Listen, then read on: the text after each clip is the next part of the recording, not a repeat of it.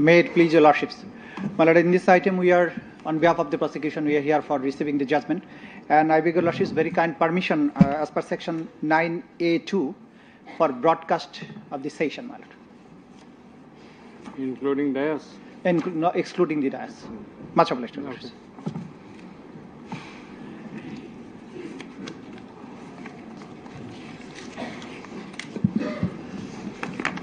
Much awaited judgment.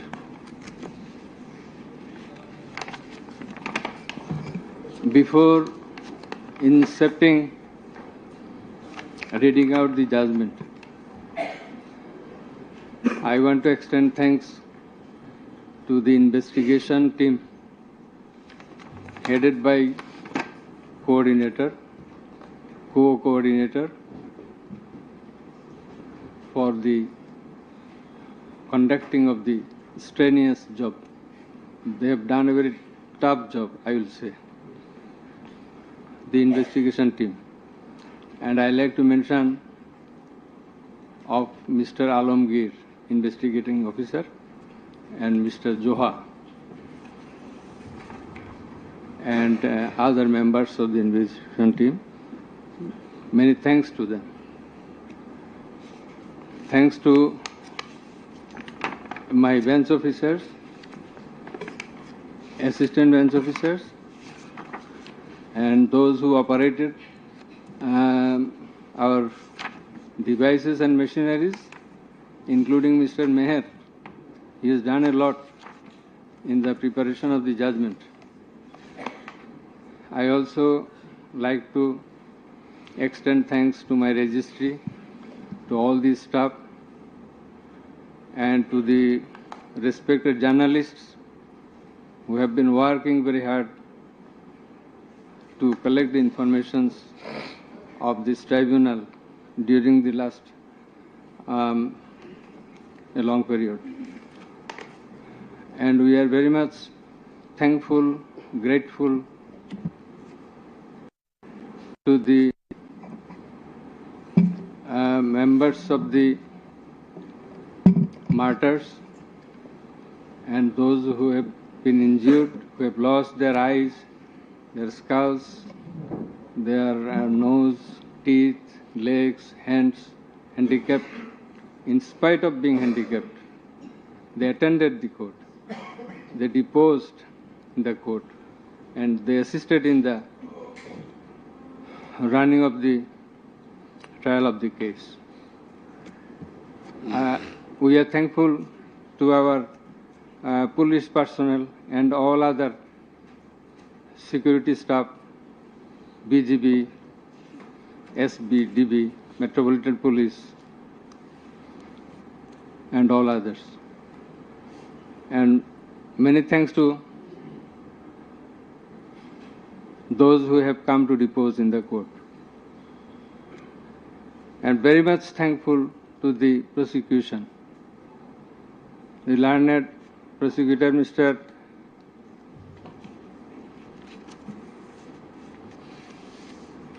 Mizanul Islam, Mr. Ghazi Manoarul Hussain. They played a substantial part in the trial. And I will mention the other names of the prosecutors who have also contributed to some extent from time to time during the proceeding of this case. And they are Mr. Sultan Mahmud, Mr. Shahidul Islam Sardar, Mr. Farooq Ahmed,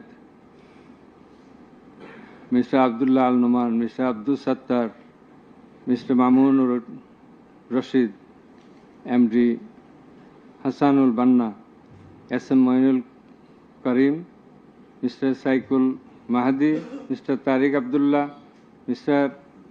Saimum Raja, Mr. Tasmirul Islam, Mr. Tanbir Hussain Joha. Our thanks to all our staff, whose names I could not mention by this time. Our heartfelt thanks to the learned Attorney General, who have attended the trial at the inception and at the conclusion. Over and above, our thanks from the core of our heart to Mr. Tajul Islam, the learned Chief Prosecutor, for playing the part of excellence. We are thankful to all others. Thank you all. Now let us say something about. I am sorry. I am very much sorry. Our sincere thanks to the learned defense lawyers, particularly the learned State Defense Lawyer, Mr. Amir Hussain. Many people will say many things, but he has done a lot. And he, in our view, in our estimation, to the best of his possibility, he played the exact role he was supposed to, and that we expected. Thanks to him again.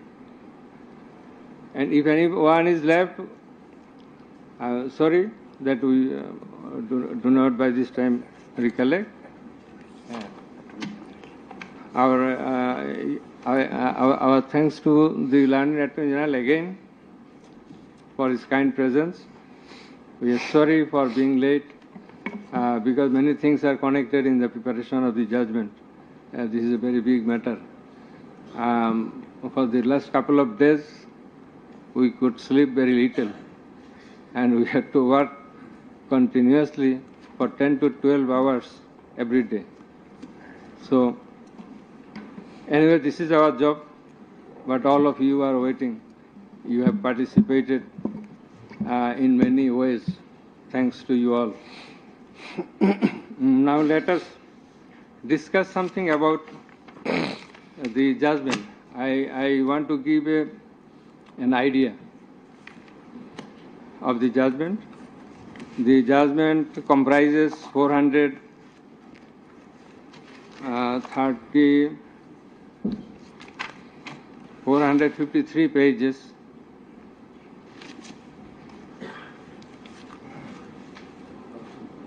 And it consists of 6 parts. The first part includes the index, description of the prosecutors, learned prosecutors and the learned defense counsels, introduction of the accused, origin and object of the tribunal, jurisdiction of the tribunal. Article 7 of the Rome Statute, which is the basis of trial of our tribunal. Elements of the crime against humanity. We are trying the offense, we are holding trial of the crime against humanity. So, elements of crime against humanity, these are enunciated by the Rome Statute and being followed and exercised by the International Criminal Court and other international tribunals. We are also following the Rome Statute as well as our law, and particularly the elements as enshrined therein. And elements of superior command responsibility. In such cases, superior command responsibility is bulkily involved, and that's why we have to have regard to this aspect as well. And we have stated the standard of the tribunal. That is, we compare the standard of this tribunal with the standard of the other international tribunals as well as the International Criminal Court. And we have said about the trial procedure, Part 2, pre-trial proceedings, Part 3, prosecution story and defense case. We have stated about learned Chief Prosecutor submission on charge, learned State Defense Counsel's submission on charge, thereupon decision on charge, and then we have given the description of evidences in Part 4. In Part 4, we have also given an account of the testimonies of the prosecution witnesses. In part 5, we have given the illustration of the evidences, that is the discussion of the evidences. Used arms and ammunitions. We have given an account of the used arms and ammunitions. We have given a description, we have discussed about the telephonic conversations of accused Sheikh Hasina with a number of persons from time to time. We have discussed and extracted the reports of daily newspapers concerning the issues of this case, reports of United Nations Human Rights Commission, reports of Odhikar, another Human Rights Commission, reports of Human Rights Watch, and Globe Institute, and so on. We have discussed about the videos of the occurrences which have been displayed in the tribunal. And we have described the extent of cruelty administered upon the victims who have died and who have been seriously injured and lost their vital organs of the body. And we have talked about seized alamots. We have given account of the murders, number of murders, in accordance with the Gazette notifications published by our government and in accordance with the reports of United Nations Human Rights Commission and other organizations. In this context, I want to say that the exact report of martyrs or the victims or the sufferers or the injured persons or those whose whereabouts could not be traced, this is quite natural. You will understand that since our liberation war in 1971, still we could not finalize the list of martyrs, the list of freedom fighters, list of the war criminals, and others. So there are lists, but it varies. So it's a timely matter. It may vary. Somewhere you will find the figure 800, somewhere 1,000, somewhere 1,400. So substantial amount of the protesters have been killed. This is the fact. We have described the police messages and directions passed from the high-ups to the downwards for doing the needful to control the protesters, curfew orders. Then in part 6, we have described, we have given an account of the learned Chief Prosecutor's arguments. The points of arguments, pertinent points of arguments have been described. We have also described the pertinent points of arguments raised by the learned State Defense Council. Thereafter, we have given an account of our observations and inference. And finally, we passed the order. So this is all about the judgment. Now we will read out the very pertinent portions of the judgment, one by one. At first, our learned member 2, he will read out a portion of the judgment commencing from origin and object of the tribunal, jurisdiction of the tribunal, and he will read out Article 7 of Rome Statute, elements of crime against humanity, elements of superior command status, responsibility, and then the charges. Thereafter, learned member 1, he will read out some questions from the discussion of the evidences. The report of the United Nations Human Rights Commission, and then the extent of cruelty administered upon the victims, and thereafter the points of arguments submitted by the learned chief prosecutor and the learned state defense counsel. And finally, I will read out the conclusion and the order. So it will take about 40 minutes. We hope that you will be listening to the deliberations. Thank you very much. Now, the turn of our learned member to his reading out, as I have mentioned. Origin and object of the tribunal.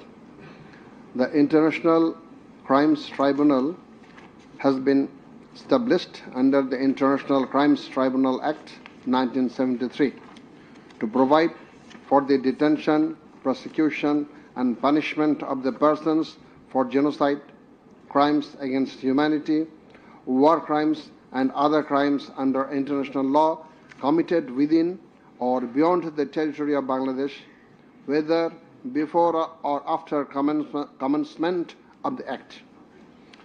Jurisdiction of the Tribunal.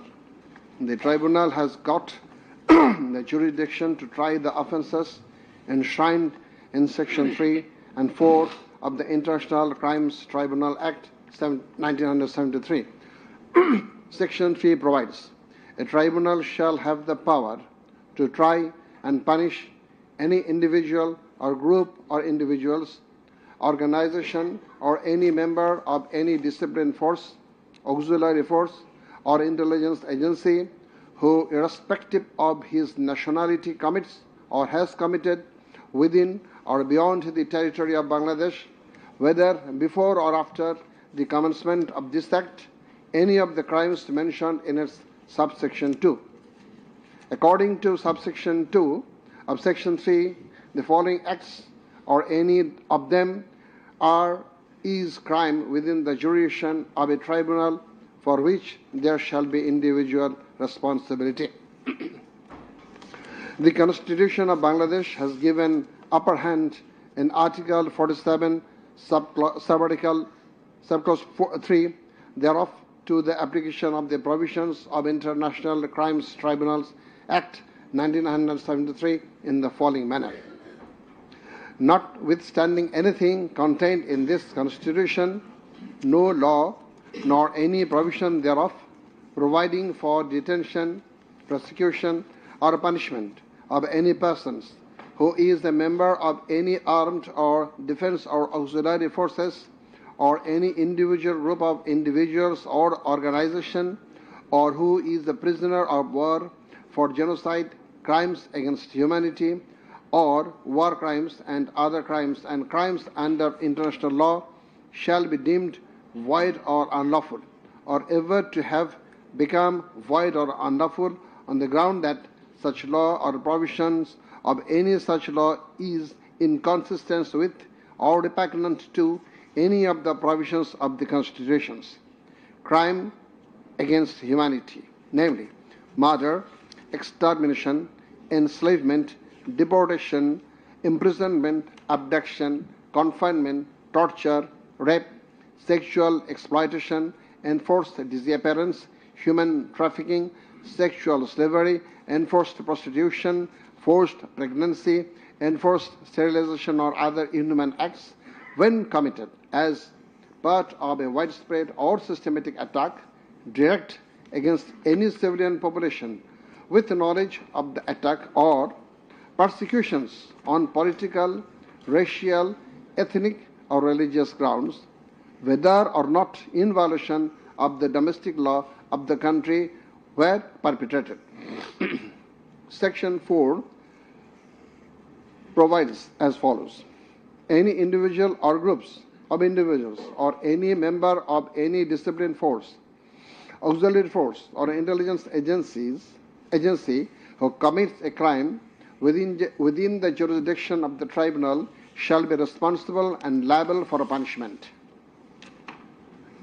Any commander, superior officer or leader who orders, permits, acquiesces, incites or participates in the commission of any of the crimes specified in Section 3 or is connected with any plans or activities involving the commission of such crimes, or who fails or omits to discharge his duty to maintain a disciplined or to control or supervise the actions of the persons under his command or his subordinates, whereby such persons or subordinates or any of them commit any such crimes, or who fails to take necessary measure to prevent the commission of such crimes.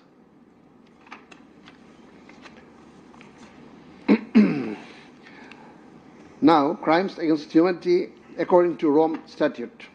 For the purpose of this statute, crime against humanity means any of the following acts when committed as part of a widespread or systematic attack directed against any civilian population with the knowledge of the attack.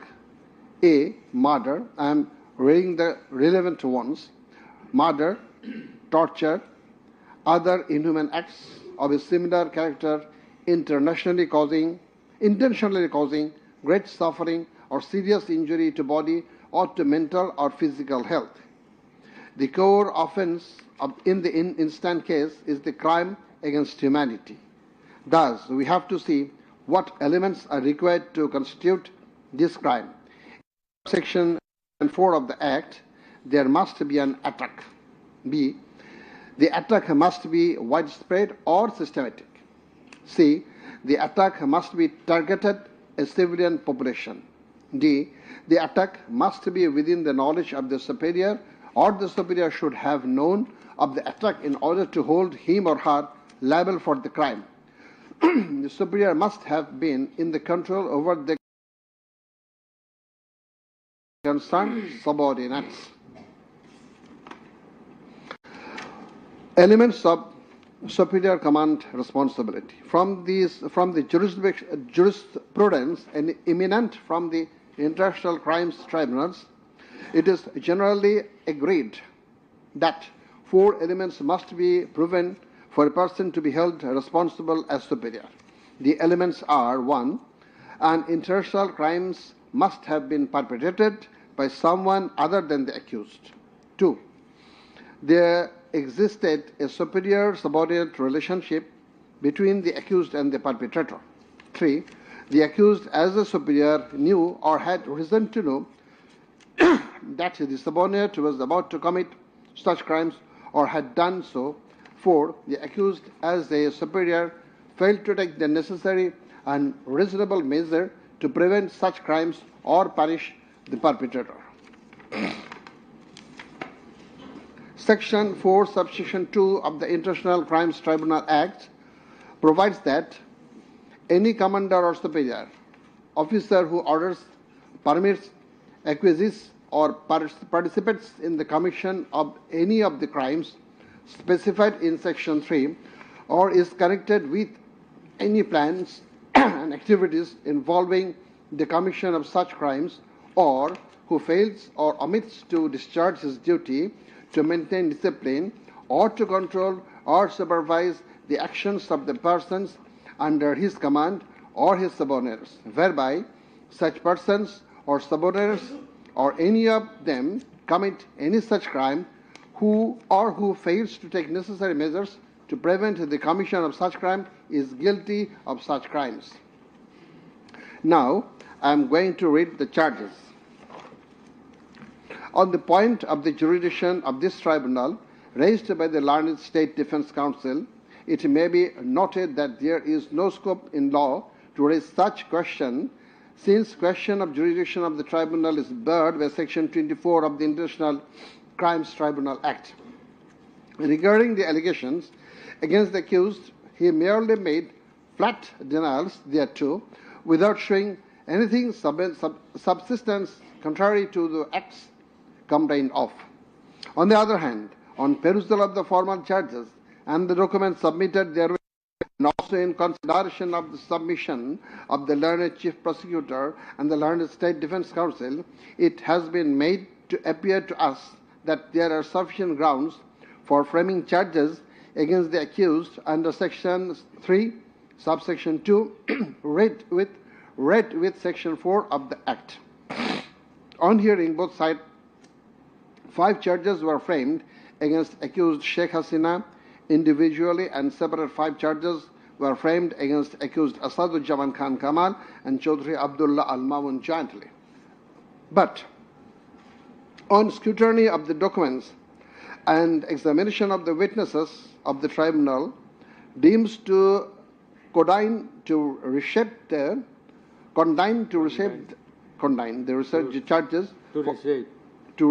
charges for ends of justice, and accordingly the same charges framed earlier have been modified in the following manner.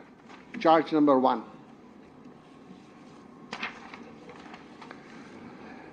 Incitement in order to attack and kill protesting students of Dhaka University and other academic institutions of the country, and also failure to take preventive and punitive measures, and thus killing hundreds and severely injuring thousands of protesters during July Uprising 2024, commencing on 1st July 2024 and ending on 5th August 2024, accused Sheikh Hasina as the Prime Minister of Bangladesh and the President of the ruling party of Bangladesh, Awami League, as well as 14th Party Alliance, in a press conference on 14/7/24 at Ganabhavan, made the following derogatory remark.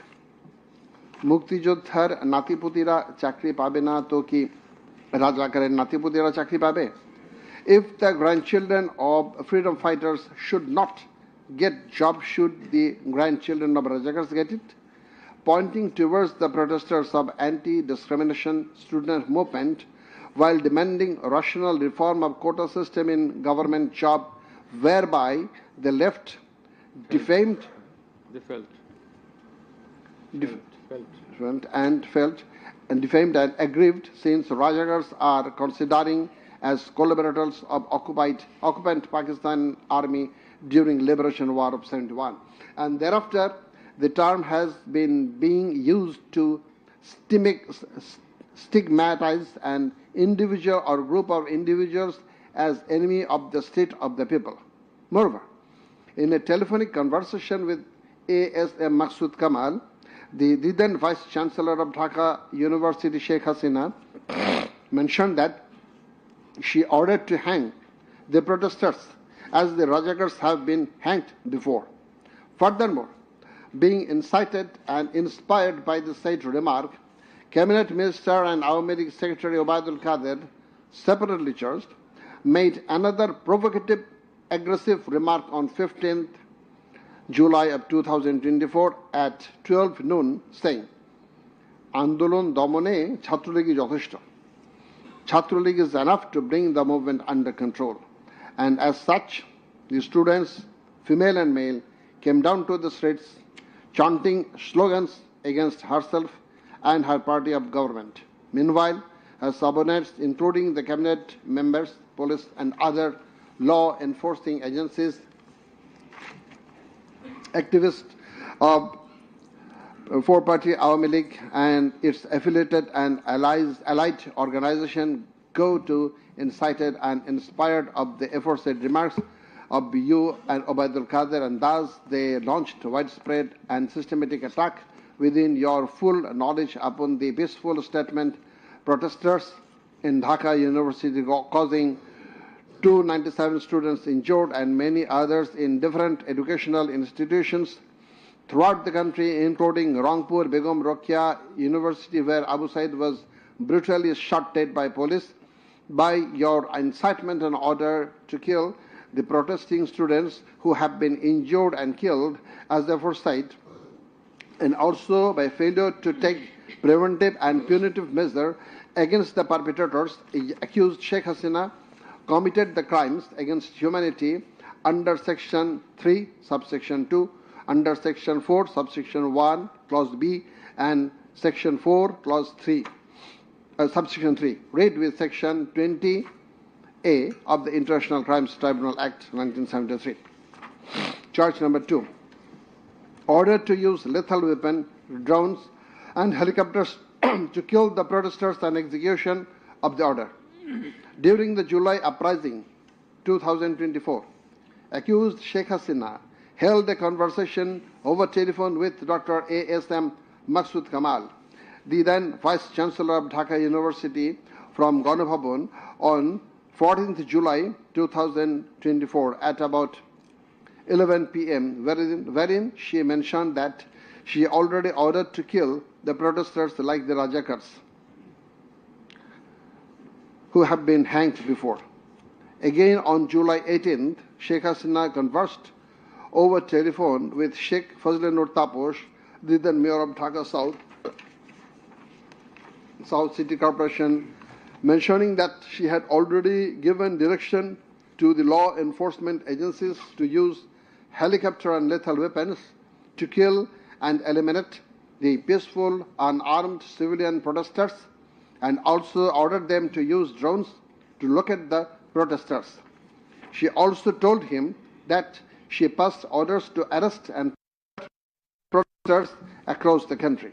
As a result of above statement, directions, the Home Minister Asaduzzaman Khan Kamal and the Inspector General of Police Chaudhry Abdullah Al Mamun successively implemented the directions through their underlings, that is, law enforcing agencies, by deploying drones and helicopters in the sky, killing about 1,400 protesters, including women and children, indiscriminately and gravely injuring about 25,000 of them throughout the country by using lethal weapons everywhere from 16th July 2024 and helicopters somewhere from 18 July 2024 up to 5th August 2024, and thereby Sheikh Hasina, Asaduzzaman Khan Kamal and Chaudhry Abdullah Al Mamun committed crimes against humanity as a joint criminal enterprise punishable under Section 3, Subsection 2, Clause A, G, H, Section 4, Clause B, C, Section 4, Subsection 3, read with Section 20A of the International Crimes Tribunal Act. Charge number 3, killing 6 protesters at Chankharpur with lethal weapons. The protesters convened a program titled March to Dhaka to be held on 5th August and made a call to the people of all walks throughout the country to march to Dhaka on the scheduled day. People of all spheres began to assemble in Dhaka from every part of the country on August 5th. By incitement, order and inaction of Sheikh Hasina, by abetment and inaction of Home Minister Asaduzzaman Khan Kamal and Inspector General of Police Chaudhry Abdullah Al Mamun, the successive underlings got incited and inspired to kill the protesting students and common people, and thereupon under order, supervision and inaction of accused Asaduzzaman Khan Kamal, Chaudhry Abdullah Al Mamun and the then Dhaka Metropolitan Commissioner DMP Habibur Rahman, Joint Commissioner Police Shudip Kumar Chakraborty, Additional Deputy Commissioner Shah Al Alam Muhammad Akhtarul Islam, Assistant Commissioner Muhammad Imrul and Inspector Muhammad Arshad Hussain, who have been separately prosecuted, successively ordered to commit atrocities to the protesters assembled at Chankharpur of Dhaka and supervised the same, and during such atrocities, 6 unarmed protesters, namely Shahriyan Khan Anas, Sheikh Mahdi Hassan Junaid alias Mustaqin, Muhammad Yaqub, Muhammad Rakib Hawladar, Muhammad Ismamul Haq, and Manik Mia alias Shahrik were shot dead by Constable Shujan Hussain, Constable Imaj Hussain, and Constable Nasirul Islam, who have been separately prosecuted at Chankharpur as part of widespread and systematic attack. The aforesaid killings took place pursuant to the order of Prime Minister Sheikh Hasina, within her full knowledge and under successive order, supervision, and within the knowledge of Home Minister Asaduzzaman Khan Kamal and Inspector General of Police Chaudhry Abdullah Al Mamun, and by such killings they committed crimes against humanity as joint criminal enterprise by order, abatement, and inaction to prevent and punish the perpetrators under Section 3, subsection 2, read with of Tribunal Act 1973. So these are now the turn of learned member 1.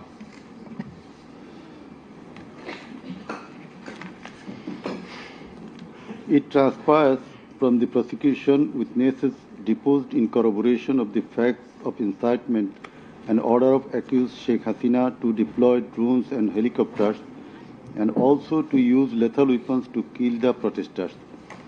The daily newspapers of Bangladesh also published reports of such incitement and order of Sheikh Hasina. Moreover, the prosecution exhibited the pendrive CD containing telephonic conversation of Sheikh Hasina with Dhaka University Vice Chancellor A.K.M. Maqsood Kamal, Dhaka South City Corporation Mayor Fazlenur Taposh, and Hasanul Haq Inu.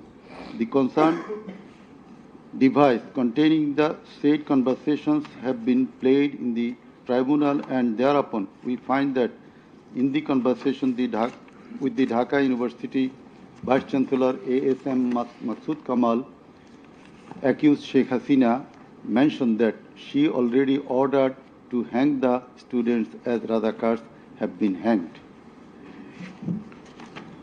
Now I am mentioning the substantial portion from his conversation with from her conversation with A.S.M. Maqsood Kamal, the accused Vice Chancellor of Dhaka University. Sheikh Hasina, তো রাজাকারের তো ফাঁসি দিছি, এবার তাদেরও তাই করব, একটাও ছাড়বো না, আমি বলে দিচ্ছি। শেখ হাসিনা, কোন দেশে বাস করি আমরা? এদেরকে বাড়তে বাড়তে তো রাজাকারের অবস্থা হয়েছে, দেখিস নাই? সবগুলোকে ফাঁসি দিছি, এবার তোদেরও ছাড়বো না।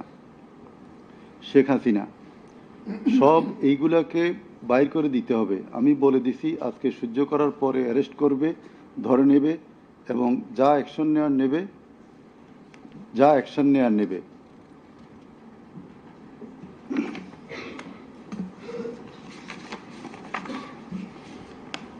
Then it also appears from the conversation with Dhaka South City Corporation Mayor Fazlenur Taposh, accused Sheikh Hasina told him that she ordered to kill the protesting students by using helicopters and lethal weapons. The substantial portion of the conversation is Sheikh Hasina, দরকার নাই, ওটা দরকার নাই, আমি সেনাপ্রধানের সাথে কথা বলেছি, ওরা রেডি থাকবে, ঠিক আছে।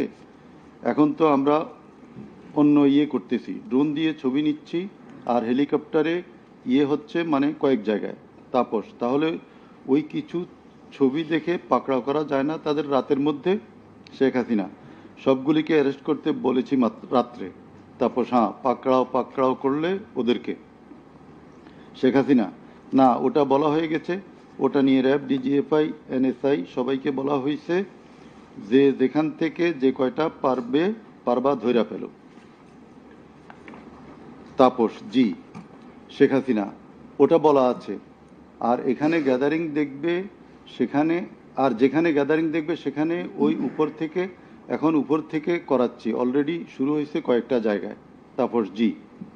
শেখ হাসিনা, আমার নির্দেশনা দেওয়া আছে, ওপেন নির্দেশনা দিয়ে দিছি, এখন লেথাল উইপন ব্যবহার করবে, যেখানে পাবে সোজা গুলি করবে। তাপস, জি জি। শেখ হাসিনা, না পড়াইয়া দিছে, মেশিনপত্র সব পুড়ে গেছে, আমি বলছি যা পড়াতে, ও আমাদের সেতু ভবন পড়াইছে। তাপস, জি, ওরা রাতে মনে হয় আরো ব্যাপক আক্রমণ করবে।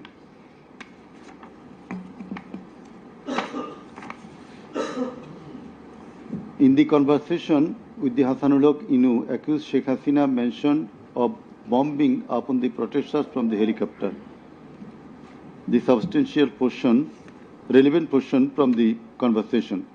Sheikh Hasina, না, আমি বলছি ক্যাজুয়ালিটির দরকার নাই, ওরা ব্যারিকেড নিয়ে আছে তো ঠিক আছে, আকাশ থেকে নামবে, তখন দুই পাশ দিয়ে ধরবে, মেসেজটা দিয়ে দিতে পারেন যে সেনা পাঠানো হচ্ছে আর হেলিকপ্টার দিয়ে সোজা বম্বিং করা হবে, র্যাবের হেলিকপ্টার দিয়ে উপর দিয়ে মারবে। হাসানুল কিনু, আপনি এই জামাত শিবিরের মেরুদণ্ডতা আবার ভেঙে দেন ঢাকা শহরে। শেখ হাসিনা এক্কেবারে। শেখ হাসিনা, হ্যালো। হাসানুল কিনু, হ্যালো, জি আসসালামু আলাইকুম। আমি ইনু বলছিলাম, হ্যালো। শেখ হাসিনা, হ্যাঁ বলেন। আচ্ছা, আমি এটা স্ক্রলে দিয়ে দিতে বলছি যে তোমরা ছাত্ররা সব ঘরে ফেরো, গার্ডিয়ানদেরকে বলছি এইখানে কিন্তু জঙ্গি হামলা হয়েছে। হাসানুল কিনু, হ্যাঁ এটা রাইট রাইট। শেখ হাসিনা, না এটা আমাকে বেশ কিছু আন্তর্জাতিক পাইছি, তারা এটাকে জঙ্গি হামলা হিসাবে কনসিডার বলতেছে। হাসানুল কিনু, হ্যাঁ জঙ্গি হামলাই হয়েছে, এই কার্ডটা খেলবো আমরা এখন। শেখ হাসিনা, না কার্ড খেলা না, এটা আমি আগে করি নাই, কিন্তু আমাকে আন্তর্জাতিক সংস্থা থেকে মেসেজটা দিচ্ছে যে এটা জঙ্গি হামলা। হাসানুল কিনু, জঙ্গি সন্ত্রাসের মোকাবিলা করছে এখন সরকার। শেখ হাসিনা, তারা আমাকে এটাই বলছে যে এটা জঙ্গি হামলা, দিয়ে দিব পেপারে।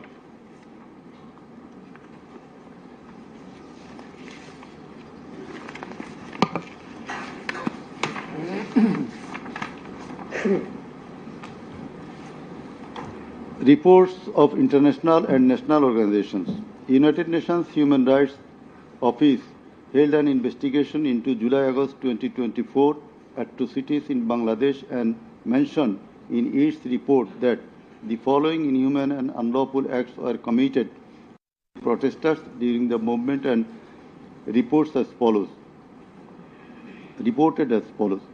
Based on direct testimony from senior officials involved and other inside sources, OHCHR was able to establish that the integrated and systematic effort using the entire range of police, paramilitary, military and intelligence actors, as well as violent elements linked to the Awami League to commit serious violations and abuses occurred with the full knowledge, coordination and direction of the political leadership.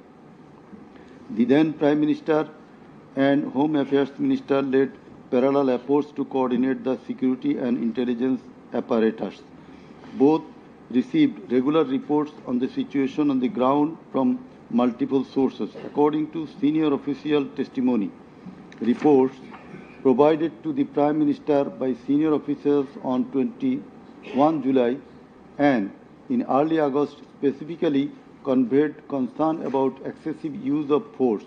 Both political leaders and the leadership of Bangladesh Police and the Army also carried out site visits that would have provided them direct personal knowledge of violations that had taken place or were ongoing. Furthermore, the political leadership issued direct orders and other directives authorizing and guiding operations by BGB, RAB, DGRI, the Bangladesh Police and its detective branch that involved serious violations of human rights against protesters and other civilians, including extrajudicial killings and arbitrary detention. Based on reported deaths complied by governmental and non-governmental sources in combination with other available evidence, OHCHR assesses that as many as 1,400 people could have been killed during the protests. The vast majority of whom were killed by military rifles and shotguns loaded with lethal metal pellets commonly used by Bangladesh's security forces. Thousands more suffered severe, often life-altering injuries. More than 11,700 people were arrested and detained, according to the information from the police and RAB provided to OHCHR. Government attempted to intimidate and delegitimate the student protest movement, mobilized of Chhatra League, police and paramilitary forces, materialize of policing in Bangladesh, incited violence by armed Awami League and activists on and around university premises, conducted coordinated attacks by armed Awami League supporters and the police. Use of force violations by police, RAB and BGB, including extrajudicial killing, like killing Abu Said of Begum Ruqya University, Rangpur, 16 July, made systematic, indiscriminate use of shotguns loaded with lethal ammunition, suppressed peaceful assembly at Dhaka University on 17 July. Police, RAB and BGB extrajudicially killed protesters in Uttara on 18 July. Disproportionate and indiscriminate use of firearms in response to violent unrest, indiscriminately shooting in Rampura and Badda by BGP and police on July 19. Violently cleared the Dhaka-Chattogram highway in Jatrabari on between 16 to 21 July. Extrajudicial killings to suppress the march to Dhaka on August 5 involved the army, who shot at protesters at Jamuna Future Park on 5th August 2024, used helicopter to intimidate and deploy possibly unlawful force, obstructed of medical care and denied necessary medical documentation, obstructed medical treatment of victim Sheikh Asabul Yamin, shot by police, caused mass arbitrary arrests, detention without due process, and torture and ill treatment, caused block raids and mass arrests, including injured persons. Students and opposition leaders attacked journalists, children and women, and caused unjustified shutdown of internet. In the said report, Mr. Volker Turk, the High Commissioner of Human Rights Office of United Nations, that the atrocities committed in July Revolution 2024 in Bangladesh was preconcerted and systematic in order to remaining in power. There are cogent grounds to believe that hundreds of extrajudicial killings, arrests, detention, and torture were carried out by the political leaders and the highest law enforcing authorities within their knowledge and under their direction and supervision as strategy to suppress the movement, whereby human rights have been seriously violated and thus international crimes have been committed. He also observed that the evidences collected do depict a picture of widespread state atrocities and targeted killings. He further remarked that such atrocities ought to be brought under accountability. There are many other similar reports by the Global Institute International Truth and Justice Project, Bloodshed in Bangladesh, World Report 2025 of Human Rights Watch. Then we are going to videos of the occurrences. It appears from the Caesar list contained in Volume 4, captions, Caesar list and documentary evidence that a good number of videos of the alleged occurrences have been seized by the investigating officer, which are described below. Number 1, a video of 1 hour 23 minutes and 5 seconds showing a press conference dated 14 July 2024 of accused Sheikh Hasina after her return from China, in which she, in answer to a question of one journalist, angrily remarked, pointing towards the protesting students, মুক্তিযুদ্ধের বিরুদ্ধে আর মুক্তিযোদ্ধার বিরুদ্ধে এত ক্ষোভ কেন? মুক্তিযোদ্ধাদের নাতিপুতিরা চাকরি পাবে না তো কি রাজাকারের নাতিপুতিরা পাবে? Number 2, a video of 35 seconds dated 15 July 2024 showing protest of the agitated students of Dhaka University at midnight against the remark of Sheikh Hasina made in the press conference dated 14 July 2024, pointing towards the protesting students. Number 3, a video showing the remark, Rajakarder jawab debe Chhatrolig.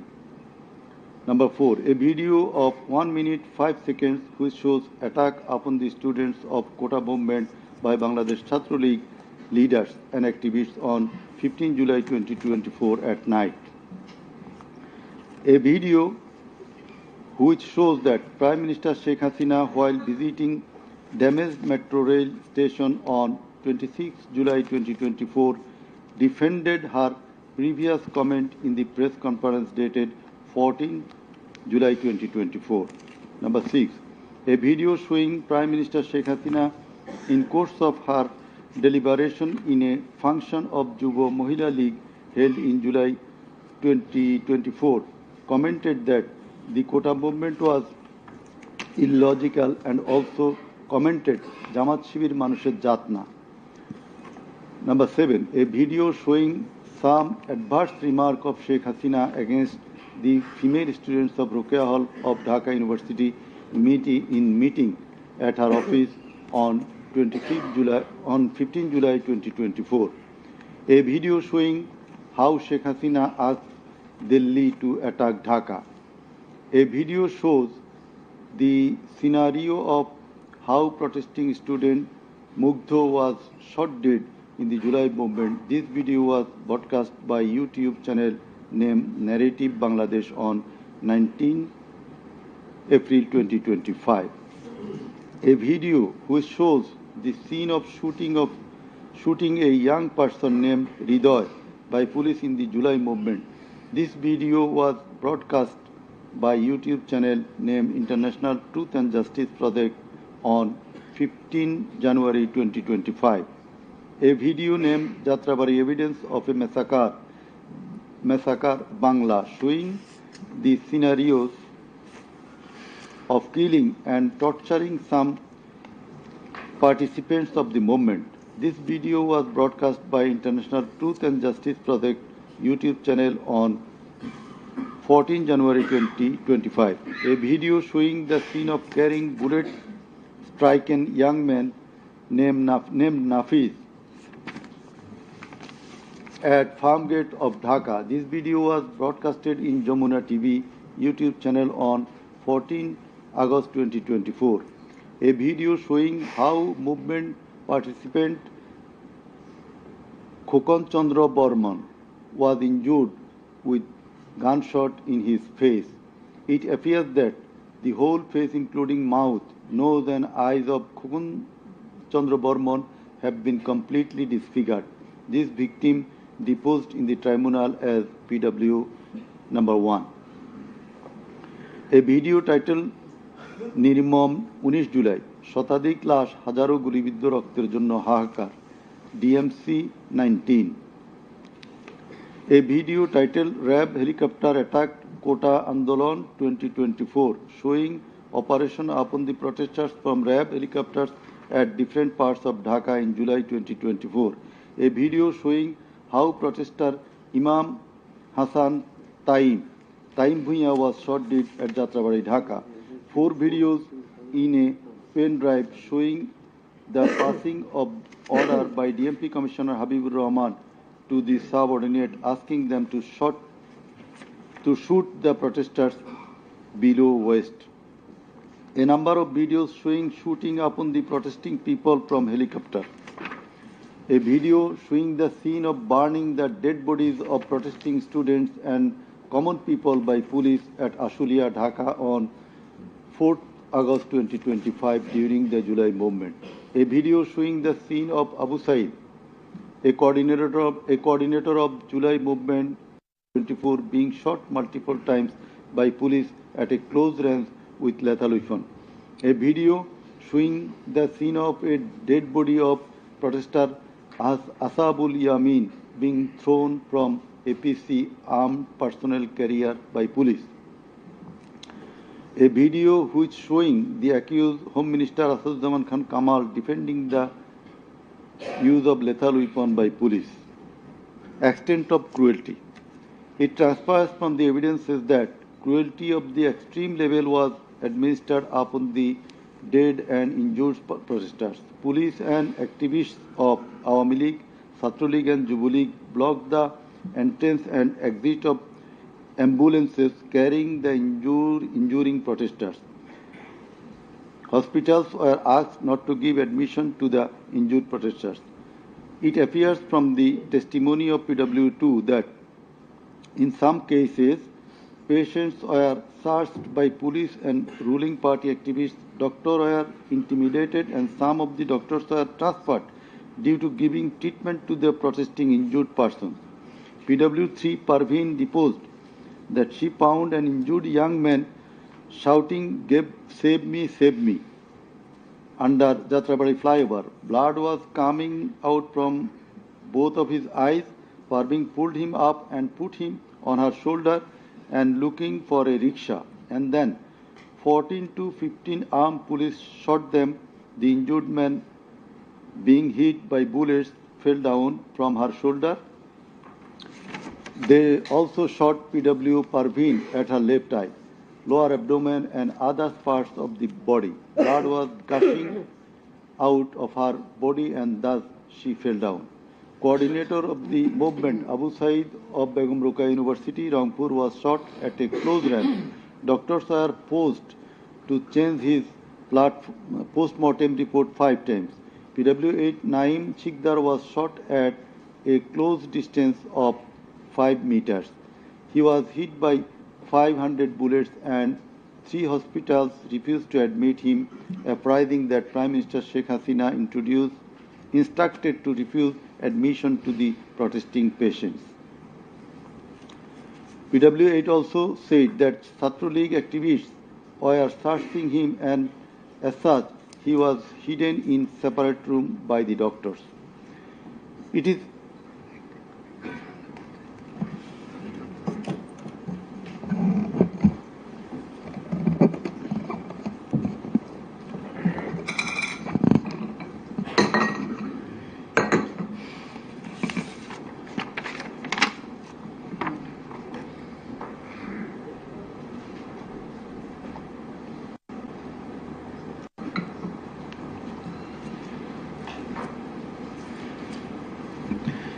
It is revealed from the evidence of PW9 Shahina Begum that police burned the dead body of her son along with some other dead bodies in Ashulia of Dhaka.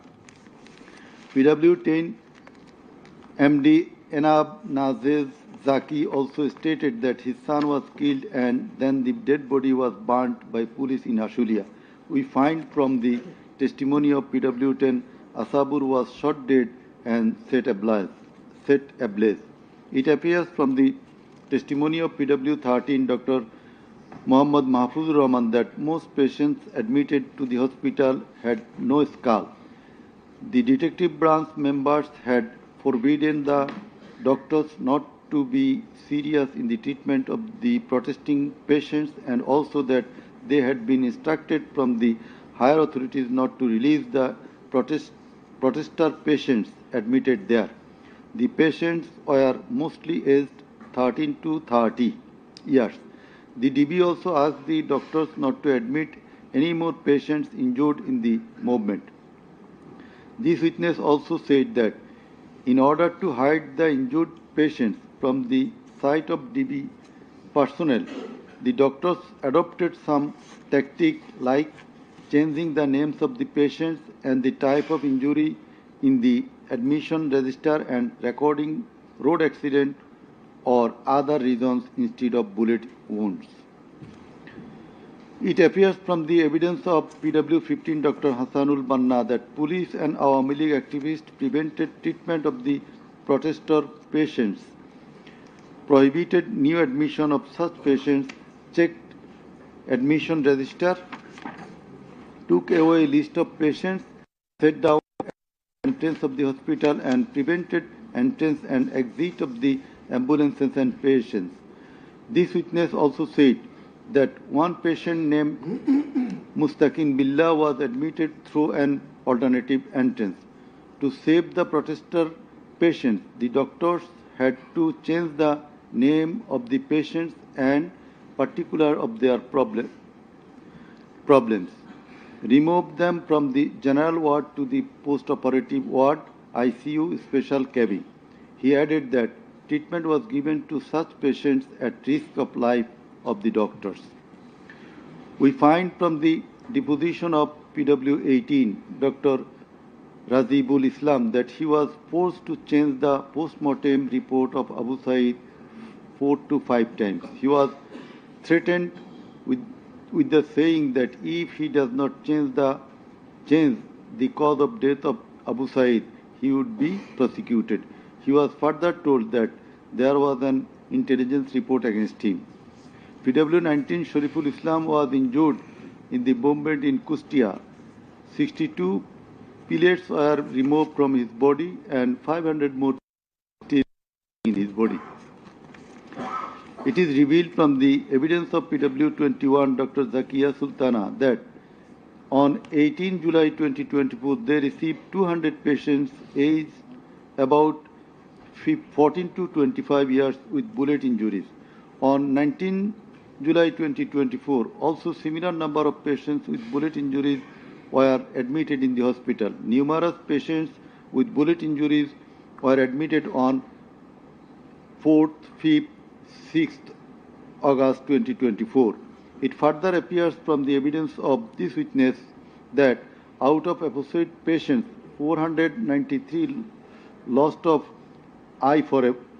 one eye forever, 11 lost both eyes forever, 28 lost vision of both eyes, and 47 lost vision of one eye.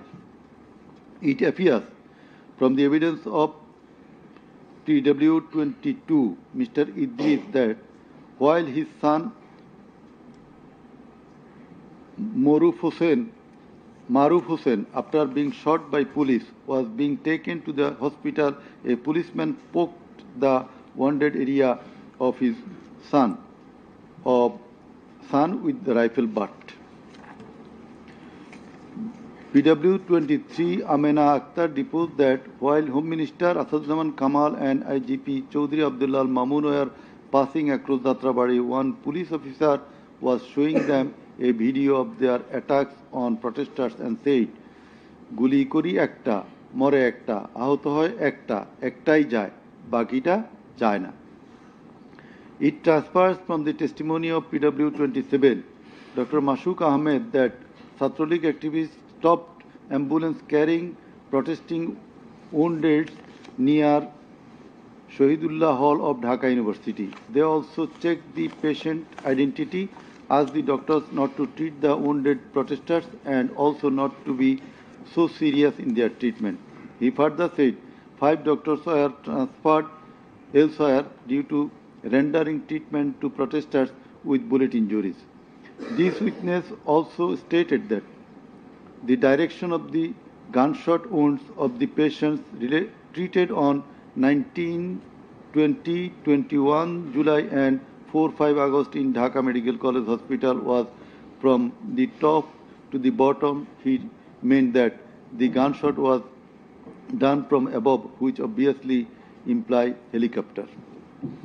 It appears from the evidence of PW 47 Nahid Islam deposed that bullets were fired from helicopter and that many false cases were filed against the protesters, and also that the activists of Awam League, Jubo League and Chhatro League prevented the treatment and burial of protesters. Furthermore, some of the protesters were forcibly disappeared and many dead bodies of the protesters were concealed. He himself and some other student leaders were abducted.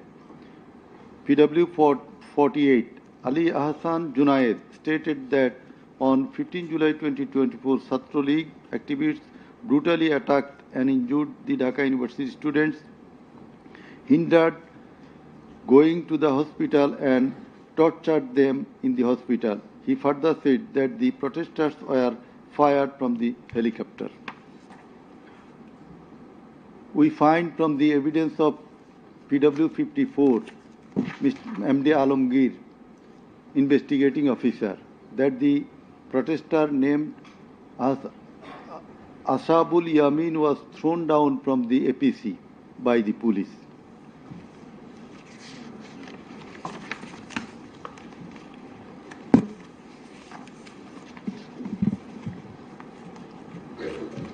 Summing up by the learned Chief Prosecutor. The learned Chief Prosecutor advanced argument on conclusion of the testimonies of the prosecution witnesses. He submitted that the instant case is an unprecedented and unexceptional one in the history of this subcontinent. After achieving independence in 1971, the people of the country had a great expectation and belief that all sorts of sufferings, poverty, tyranny, and high-handedness of the government and the mighty quarters would come to an end, and people would enjoy liberty, happiness, and all fundamental rights. But all these have been doomed to ashes. The learned prosecutor dubbed the ruling party Awami League as fascist ab initio. From the very inception of independent Bangladesh, the Awami League government concentrated to perpetuate its power by way of exploitation, torture, killing, abduction, denial of democracy and fundamental rights of the people, freedom of press and speech, as well as social justice, and thereupon established dictatorship by forming Bakshal. The then Awami League government, led by Sheikh Mujibur Rahman, planned in connivance with a neighboring country to weaken and abolish our glorious army, and thus formed Rakhi Bahini, an armed organized parallel to the army. In the like way, after coming to the power in 2008, accused Sheikh Hasina's government committed the same acts like torture, abduction, killing, false prosecution, imprisoning, confinement, enforced disappearances, so dominated judiciary, restricted the freedom of press and freedom of speech.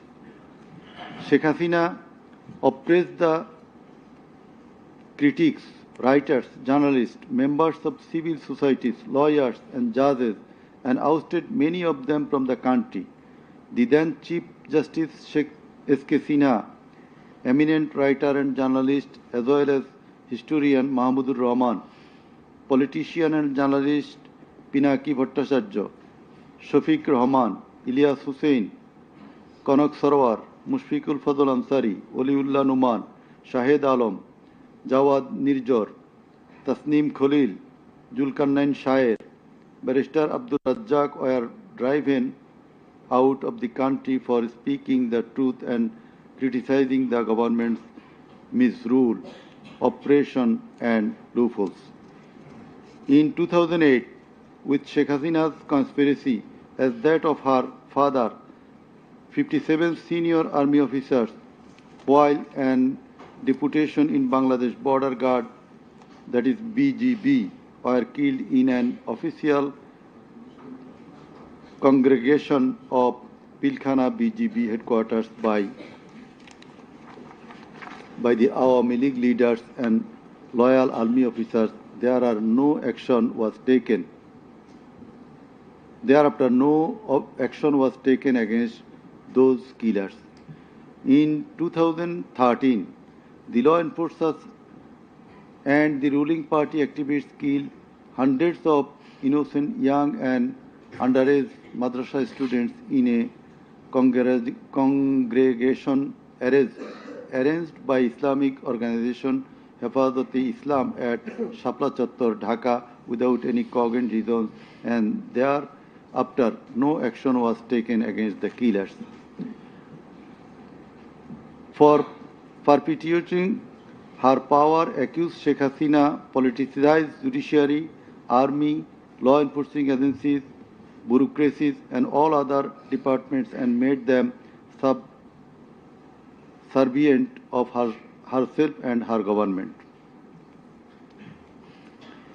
With the ulterior motive of remaining in power for long, Sheikh Hasina obtaining a verdict from the court given by her loyal judges headed by Chief Justice A.B.M. Khairul Haq, now in jail, abolished the most popular and well-settled electoral system under caretaker government held an expert election in 2014, ignoring the participation and demands of the opposition parties, and in that election 153 candidates of the ruling party Awami League were elected without any vote.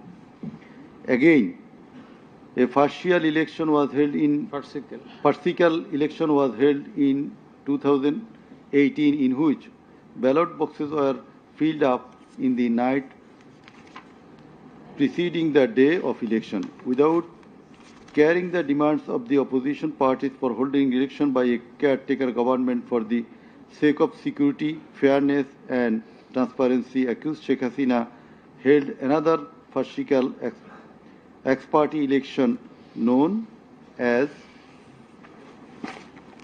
dummy election in January 2024 without allowing the political parties to participate. In 2024, the students launched a movement claiming reformation of in the quota system in government jobs. They particularly demanded reduction of quota to 5% from 56%. Instead of fulfilling the demand of the students or speaking with them on the issue, Sheikh Hasina, in a press conference on 14 July 2024, made a derogatory comment pointing towards the students of Kota movement, saying, "Mukti Juddhar Nati Putira Chakri Pabe Nato Ki Rajakarer Nati Putira Chakri Pabe." Whereupon the student of Dhaka University got extremely agitated and assembled at Raju Bhaskurjo in front of TSC of Dhaka University, where they protested against Sheikh Hasina's humiliating comment and demanded her apology. Meanwhile, Awami League Secretary and Cabinet Minister Obaidul Kader and Chhatra League Yuva League leaders stated in their party meeting that Chhatra League was enough to control the protesting students, and thus the agitation spread out in all other educational institutes throughout the country.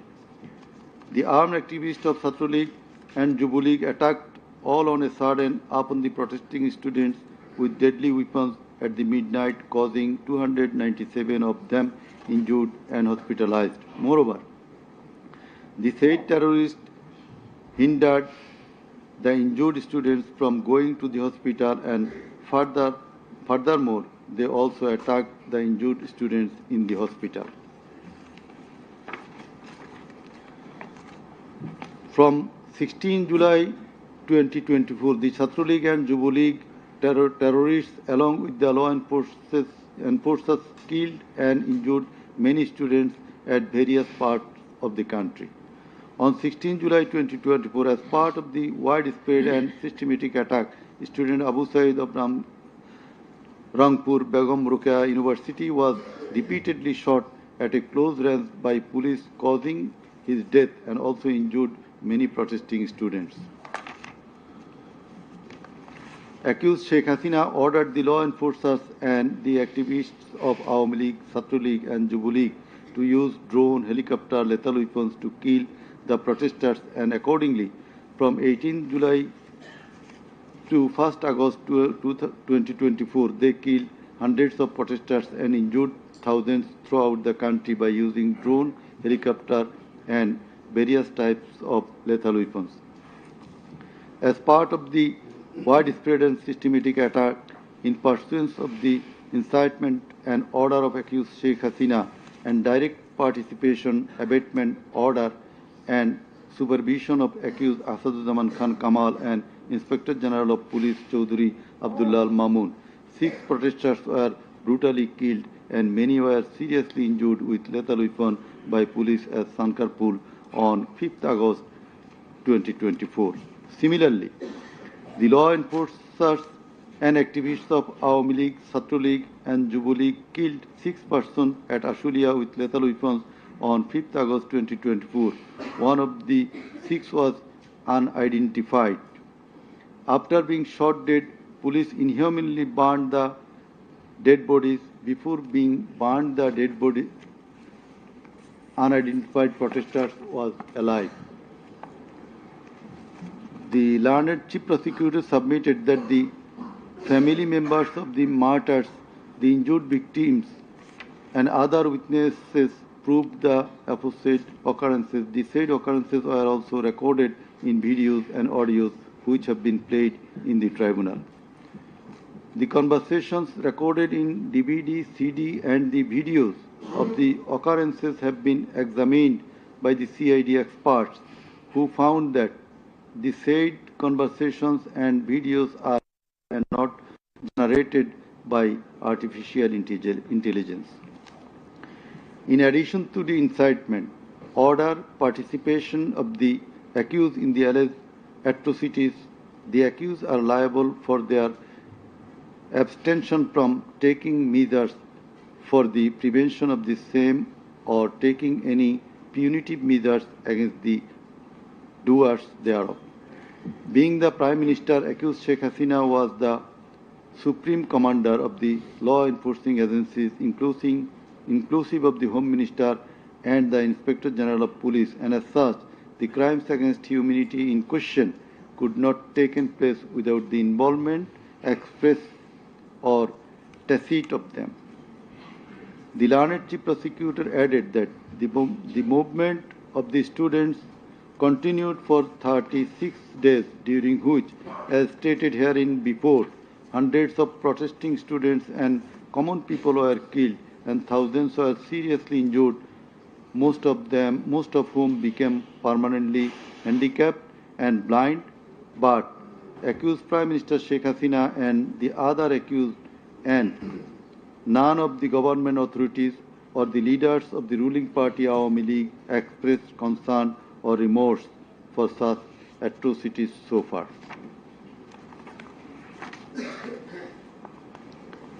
Accused Sheikh Hasina, instead of expressing remorse or seeking apology for the said crimes, continued to commit further crimes by threatening the present government, the International Crimes Tribunal personnel, and the prosecutors, and also the political party leaders in her hate speeches in audio conversations from time to time. This tribunal, by an order on the application of the prosecution, prohibited Sheikh Hasina to be restrained from making hate speeches anymore, but she continued to do so. Sheikh Hasina committed contempt of this tribunal by threatening the concerned officials of the government as well as the tribunal personnel, inclusive of the prosecutors, to kill 226 persons and burn the houses of the rival party leaders and activists in an audio conversation with one of her party activists, for which the tribunal drew a contempt proceeding against her. In the said proceeding, the tribunal convicted Sheikh Hasina and sentenced her with 6 months imprisonment. The accused committed crimes against humanity jointly by their incitement, order, abatement, participation, and inaction, which come within the purview of joint criminal enterprise and superior command responsibility. The authorities in question were widespread and systematic and was atrocities. The atrocities in question were widespread and systematic, and it was directed against the civilian population.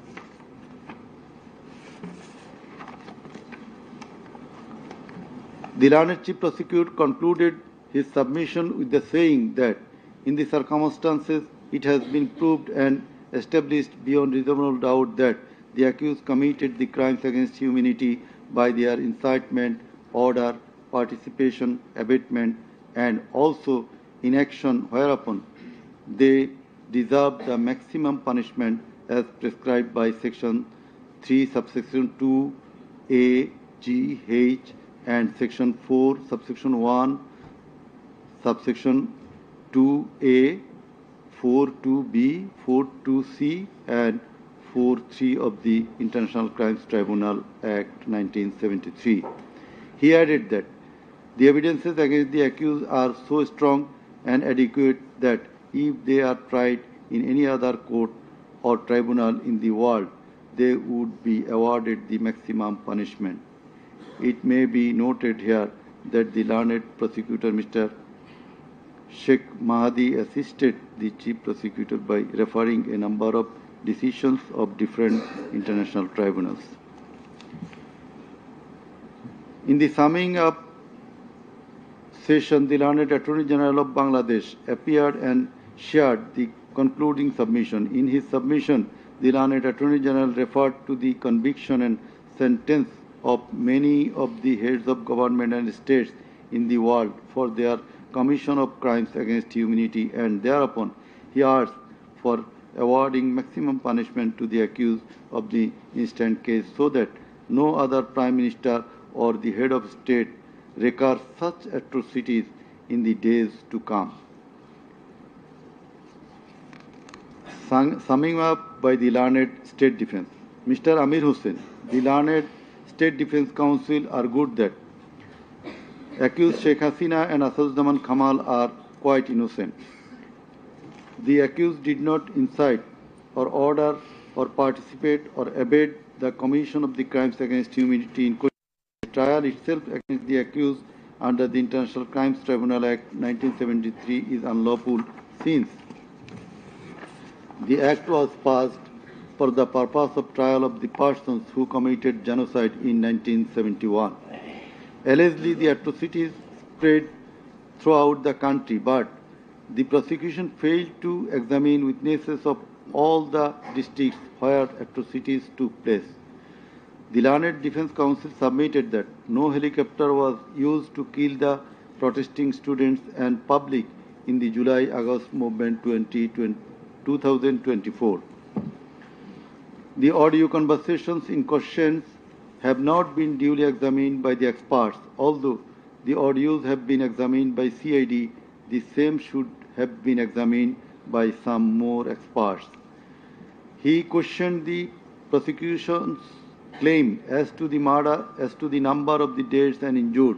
He stated that although the prosecution claimed that 1,500 protesters died and 25,000 injured, but the Gazette notifications of the government shows the number of dead protesters as about 800. He emphatically asserted that accused Sheikh Hasina did neither incite nor order nor take part in the alleged atrocities or crimes against humanity. Mr. Amir Hussain vehemently opposed the words of the learned chief prosecutor terming Sheikh Hasina and Asaduzzaman Kamal as fascist. He also opposed the assertion of the learned chief prosecutor that Sheikh Hasina fled to Delhi due to the commission of the crimes against humanity by the wave of the mass movement.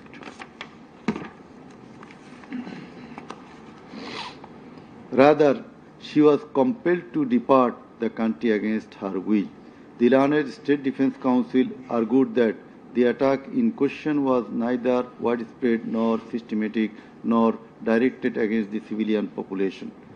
The learned State Defense Counsel further submitted that the accused Sheikh Hasina and Asaduzzaman Khan Kamal cannot be held liable for joint criminal enterprise or superior command responsibility.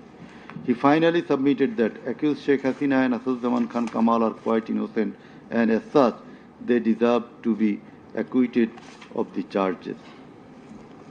Now, the Honorable Chairman of the Tribunal, Mr. Justice Ghulam Murtuza Chaudhary, will read out the final portion of the judgment, including the observation. Thank you. Thank you.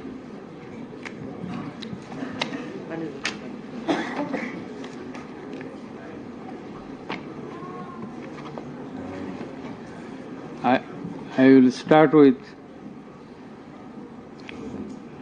some matters of judicial notice. And before that, I am sorry that I did not mention the name of learned prosecutor Abdus Subhan, Mr. Abdus Subhan Tarabdar. Sometimes he was found here. I think he remains busy in this tribunal too. Sorry? So he was seen sometimes here to assist us. So our thanks to him as well. We have taken judicial notice of some incidents. Number 1, accused Sheikh Hasina started making contemptuous and hate speeches in the social media subsequent to the July movement 2024, whereupon she was ordered by this tribunal to be restrained from such speeches of contempt and hatred. Secondly, in a telephonic conversation with a party activist named Mr. Shakil, accused Sheikh Hasina infringing tribunal's order made some hateful and contemptuous remarks, asking said activist Shakil to kill 226 persons, as 226 cases have been filed against her, and to burn the houses of the rival people, whereupon this tribunal convicted her for contempt of the tribunal and sentenced her to 6 months imprisonment. Another one, the tribunal has further noticed one of her interviews published in the Daily Star a few days ago. The date has not been noted here, in which she impliedly admitted that atrocities had certainly taken place in July movement 2024, but she denied that she ordered to commit such atrocities. It has further been noticed by the tribunal that in another interview with a YouTube channel named Desh Samoy of India, accused Prime Minister Sheikh Hasina admitted her responsibility for the July 24 atrocities in the words, within quotation, as the leader of the country, I assume ultimate leadership responsibility. Furthermore, we have noticed that Sheikh Hasina made an interview with Delhi Anandabazar of India on 7 November 25, wherein she admitted her superior command responsibility. So you may find the newspapers. Now I will start with our observations and inference. From the foregoing findings, facts and circumstances, it transpires that the students of Dhaka University and other academic institutions had launched a movement on 1 July 2024 demanding reformation in the quota system in the government jobs and continued the same till 5 August 2024. The government did not pay heed to the demands of the students.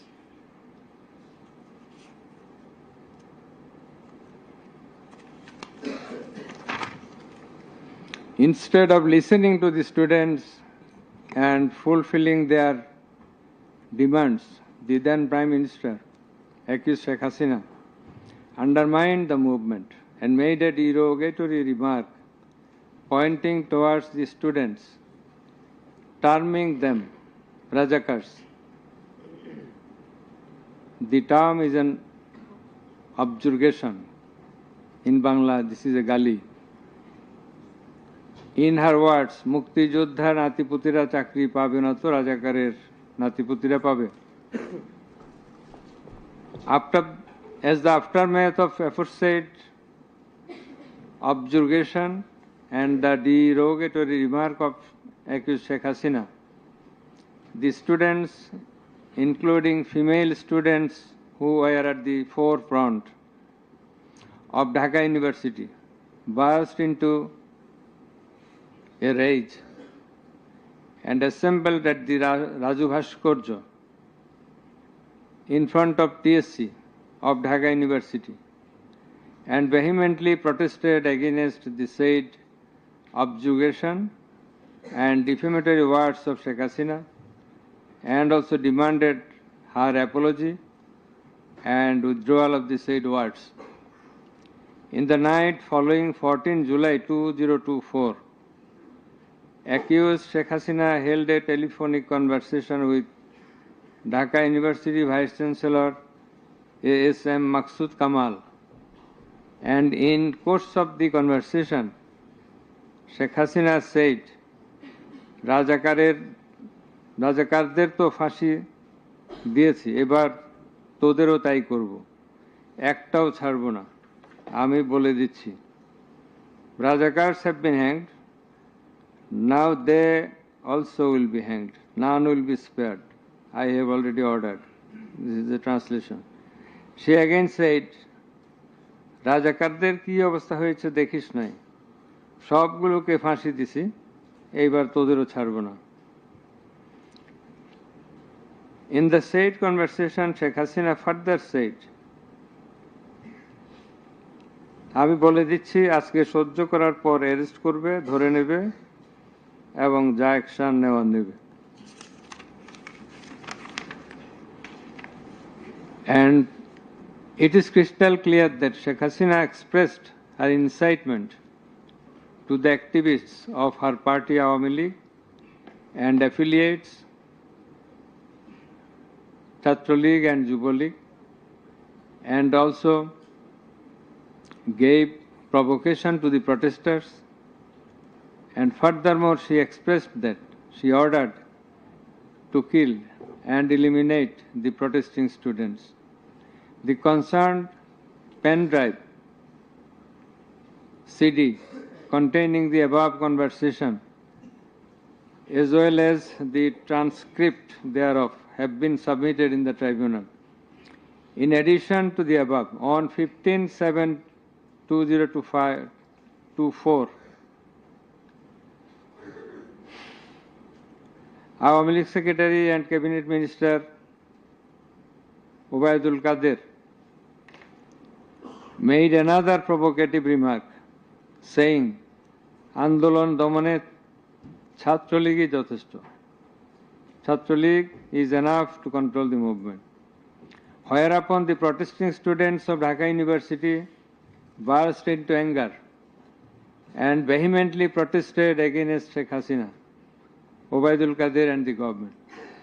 The activists of Chhatra League, Yuva League attacked the protesting students with various deadly weapons and severely injured hundreds of them, whereupon they had to be hospitalized.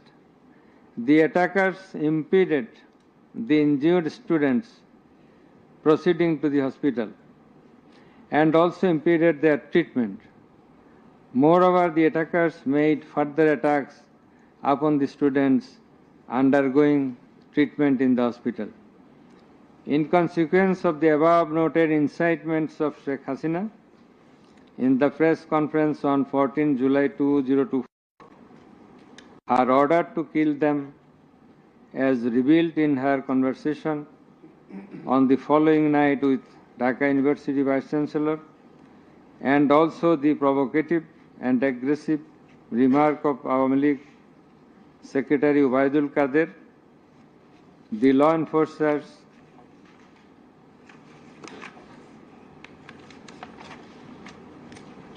and activists of Chhatra League and Yuva League attacked the protesting students at Dhaka University throughout the country, inclusive of Rangpur, Begum Rokeya University. And in furtherance thereof, police shot Begum Rokeya University student Abu Said repeatedly at a close range, whereupon he succumbed to the gunshots.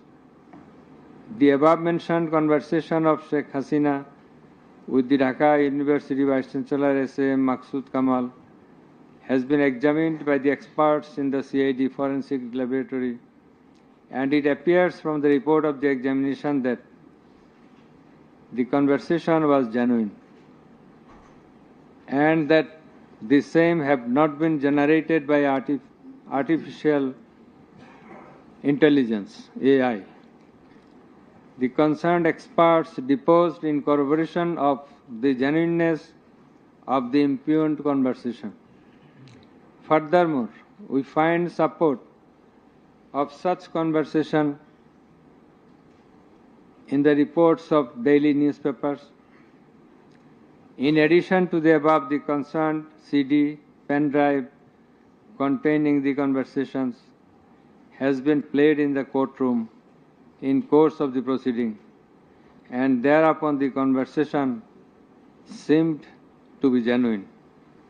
The remarks of Sheikh Hasina in the press conference on 14/7/24 has been watched by many people in the television channel and social media. Almost all the witnesses, while deposing in the tribunal, mentioned that they watched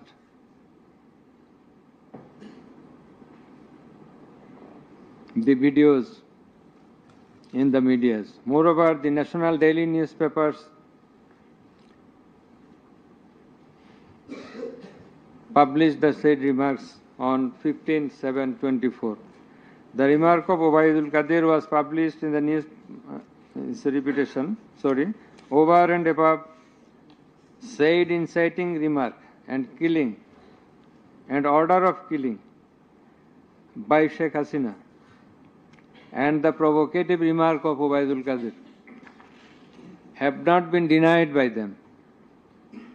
Although State Defence Council, the Lord State Defence Council for the absconding accused Sheikh Hasina and Asaduজ্জামান Khan Kamal submitted that the conversation between Sheikh Hasina and ASM Kamal, Maksud Kamal, has not been properly tested, but he failed to show any cogent reasons in this regard. The prosecution witnesses proved the attack upon the Dhaka University students by the activists of Awan League, Chhatra League and Yuva League following the incitement and Sheikh Hasina's order of killing, as well as the provocative remark of Obaidul Qadir. Sheikh Hasina ordered the law enforcing agencies to use drone for locating the congregating protesters and thus to use helicopter and lethal weapons to kill them. Such order has been disclosed by Sheikh Hasina in her telephonic conversation on 18/7/2024 with Dhaka South City Corporation Mayor Fazle Nur Taposh, as it has been read beforehand, and also with Hassanul Haq Inu. The concerned pen drive CD containing the aforesaid conversations have been submitted in the tribunal. The said conversations have been examined in the forensic laboratory of CID, and the concerned experts found that the conversations are genuine and not generated by artificial intelligence, AI. Moreover, the pen drive CD containing the conversations in question have been played in the courtroom, and we have heard the conversations, and thereupon it appeared to us that the conversations are real, not fake and fabricated. Accused Prime Minister Sheikh Hasina, accused Home Minister Asaduজ্জামান Khan Kamal, accused Inspector General of Police Chaudhuri Abdullah Al Mamun acted jointly in connivance and collaboration with each other to commit the atrocities in order to kill the protesters throughout the country.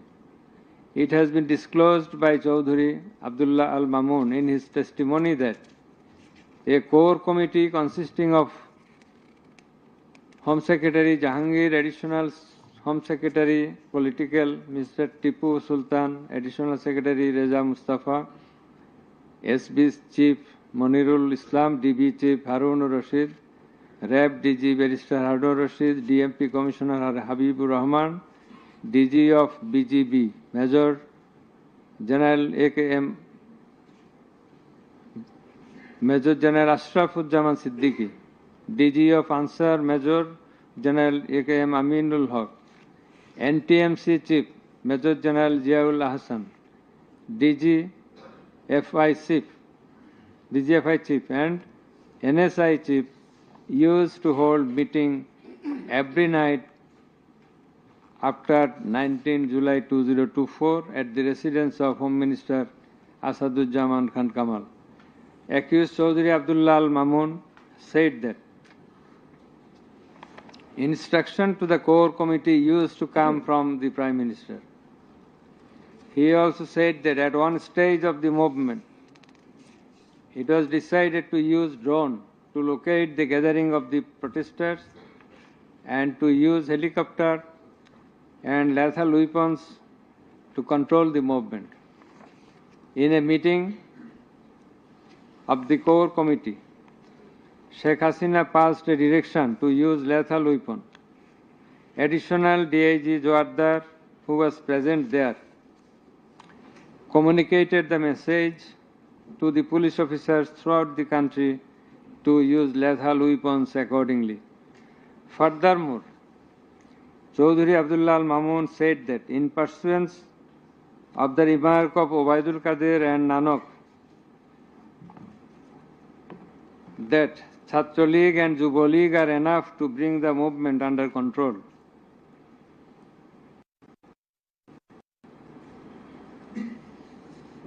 He further said that following such remarks, activists of Chhatra League and Yuva League attacked the students of Dhaka University. He also said that a lot of protesting students and public were killed by using drone, helicopter and lethal weapons throughout the country. Chaudhuri Abdullah Al Mamun further asserted in his testimony that he, along with Home Minister Asaduzzaman Khan Kamal, Home Secretary and DMP Commissioner, went to Narayanganj on 29/7/24 to observe the situation of the movement, and on the way they stayed for a while in front of Jatrabari police station, and then DC Iqbal of Wari Zone showed a video to the Home Minister on his mobile and said, "We shoot one, that one dies, that one gets injured, but the others do not move." Therefore, it is perspicuous from the above that all the three accused led the operations against the protesting students and public jointly as a matter of joint criminal enterprise. As the aftermath of Sheikh Hasina's order, as well as the supervision and guidance of accused Home Minister Asaduzzaman Khan Kamal and IGP Chaudhuri Abdullah Al Mamun, the law enforcers and activists of Awami League, Chhatra League and Yuva League invaded the protesting students and public throughout the country by using drone, helicopter and lethal weapons, causing death to about 1,500, inclusive of 6 protesters at Sankarpur of Dhaka, namely Shahryar Khan Anas, Mahdi Hassan Junaid, MD Yaqub, MD Raqib Hawladar, Muhammad Ismamul Haq, Manik Mia alias Shaharik, and another 6 protesters at Ashuria of Sabar, namely Sajjad Hossain Sojol, As-Sabur, Tanzil Mahmud Sujoy, Bayezid Bustami, Abul Hussain, and another unidentified protester near Dhaka, and caused grievous injuries to about 25,000 of them. In Ashulia, the aforesaid 5 dead bodies and another body of an unidentified injured protester were burned with petrol by police. The law enforcers and the activists of Awami League and those of its affiliated organizations named Chhatra League and Yuva League killed and injured the protesting students and members of the public with lethal weapons like SMG, LMG, China rifle, shotgun, 9mm pistol, 7.62 pistol, both on the ground as well as from the helicopters from above the ground. The atrocities were committed by incitement, order, abatement, and failure to take preventive and punitive measures of the accused Prime Minister Sheikh Hasina, accused Home Minister Asaduzzaman Khan Kamal, accused Inspector General of Police Chaudhuri Abdullah Al Mamun, and by the abatement, aid, and perpetration of the underlings, that is, the subordinates. Some of the injured victims, members of the families of dead and injured protesters, other eyewitnesses from different parts of the country, deposed in support of the atrocities of killing and injuring hundreds and thousands of protesters all over the country. Under the foregoing facts and circumstances, it has ostensibly been substantiated that the atrocities of killing and gravely injuring the protesting students and public took place almost all over the country. In view of the testimony of the investigating officer, the atrocities during the movement, July movement 2024, the atrocities occurred in 50 districts and lethal weapons were used in 41 districts of Bangladesh. We also find that victim witnesses from many districts testified in the tribunal stating that killing and injuring the students and common people took place in their respective districts during July movement 2024. Thus, it is clear enough that attack in question was directed against civilian population, and it was widespread and systematic. Therefore, in the atrocities of killing and gravely injuring the protesters, as aforesaid, accused Prime Minister Sheikh Hasina committed crimes against humanity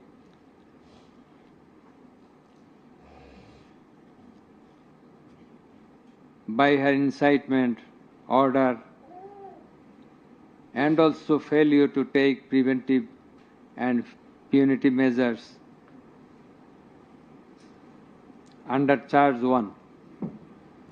Accused Sheikh Hasina committed 1 count of crimes against humanity by her order to use drones, helicopter, and lethal weapons under charge number 2, count 1. Accused Prime Minister Sheikh Hasina committed crimes against humanity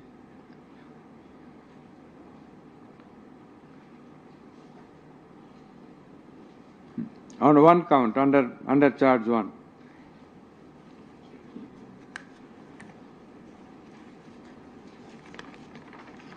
accused Asaduzzaman Khan Kamal and Chaudhuri Abdullah Al Mamun committed crimes against humanity by their abatement in the use of drones, helicopter and lethal weapons under charge number 2, count 2.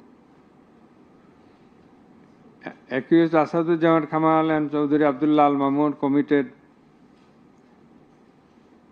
2 counts of crime against humanity under the same charge by their abatements and failure to prevent the atrocities at Sankarpur, Dhaka, and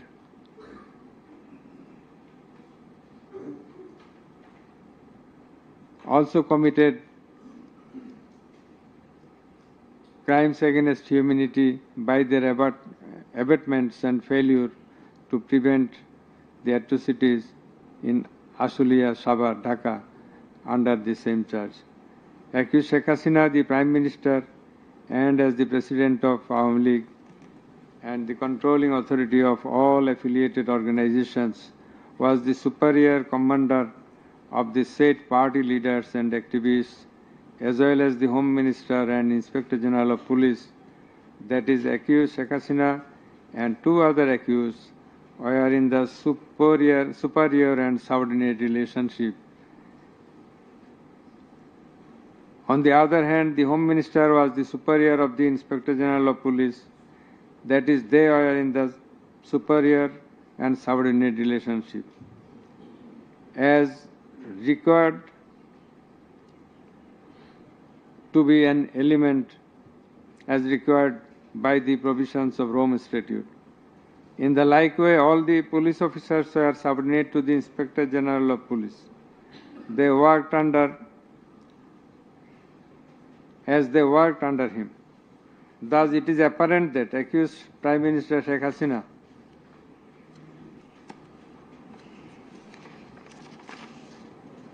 had superior control status over accused Asaduzzaman Khan Kamal and accused Chaudhuri Abdullah Al Mamun, whereupon it was her responsibility to take measures to prevent the atrocities in question, which continued for about a month.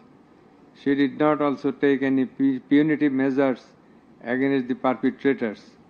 In the like way, Home Minister Asaduzzaman Khan Kamal held superior command responsibility over the Inspector General of Police and other successive other officers, and as such he had the responsibility, superior command responsibility to prevent all of them from committing the atrocities and for taking punitive measures against the perpetrators.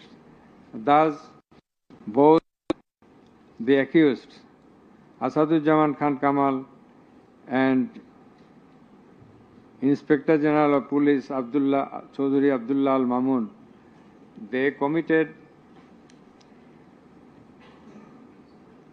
crimes against humanity by their abatement, that is facilitation, and their failure to prevent the atrocities committed by their underlings, and hence they are liable to be punished under section 32A, 32G, 32H, 41B and 43 of the International Crimes Tribunals Act.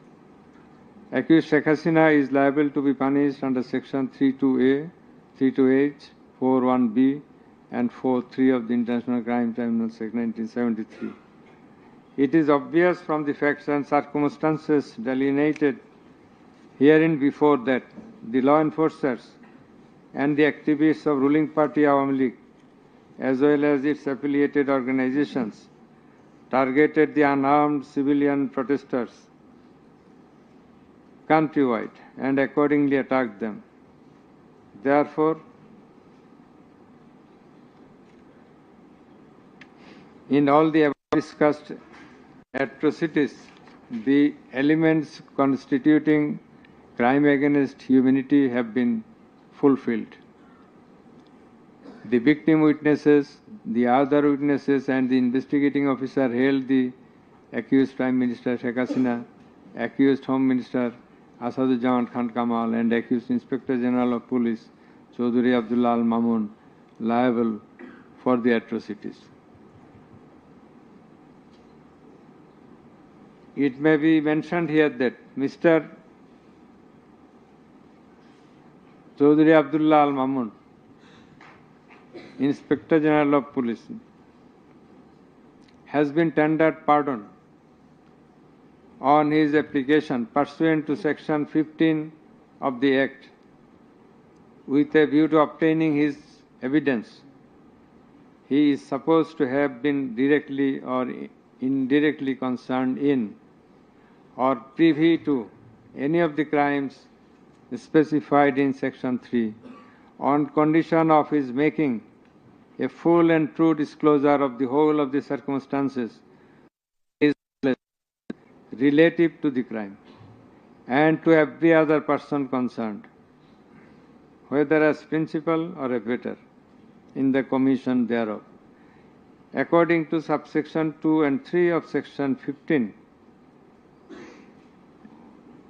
he has been examined as a witness and detained in custody until today. It appears to the tribunal that he made a full and true disclosure of whole of the circumstances within his knowledge relative to the crime and to every other person concerned, both as principal and abettor in the commission thereof. He categorically admitted his involvement in the alleged acts and disclosed that a core committee consisting of Home Minister Asaduzzaman Khan Kamal himself used to hold meeting every day at the residence of accused Home Minister Asaduzzaman Khan Kamal to take decisions as to the necessary measures to face the movement of the students and to pass the instructions and to pass necessary instructions. He said that accused Prime Minister used to pass directions to the core committee in this regard. This accused also said that Sheikh Hasina directed them to use drone to trace the location of the protesters and to use helicopter and lethal weapons to kill the protesters. He mentioned that chain of command in the police service was not maintained. In most of the cases, the highest authority used to communicate or contact the mid-level officers like Additional Commissioner Harun Rashid, Additional Commissioner Monirul Islam. Accused Prime Minister Sheikh Hasina passed the direction in presence of Additional Deputy Commissioner Praloy Kumar Joardar during a core committee meeting. And as such, Joardar conveyed the direction to all the concerned officers throughout the country. Direction means the direction to use helicopter and lethal weapons as well as drones. Chaudhry Abdullah Al Mamun also mentioned in his testimony that he had a clean image and track record throughout his service for long 36 years. There had been no allegation against him during his long tenure. He said that he feels remorseful and ashamed on seeing the atrocities in the videos displayed in the courtroom. He sought apology to the tribunal and to the people of the country.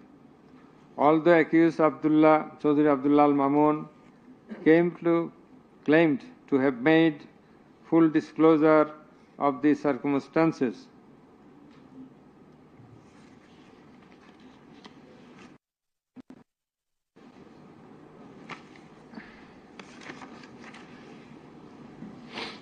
And we do also believe that he made a full and true disclosure.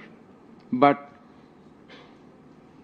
the offences he committed and admitted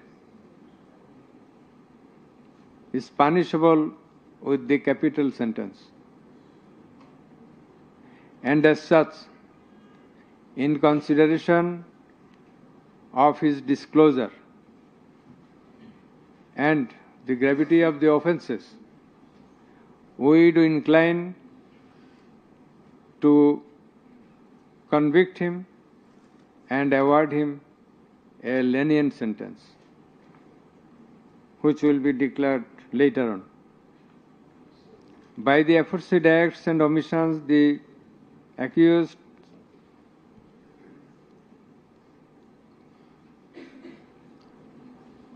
committed crimes against humanity under section 3(2)(a), subsection G, clause H, 4(1), 4(2), 4(3) of the International Crimes Tribunal Act 1973, as stated before.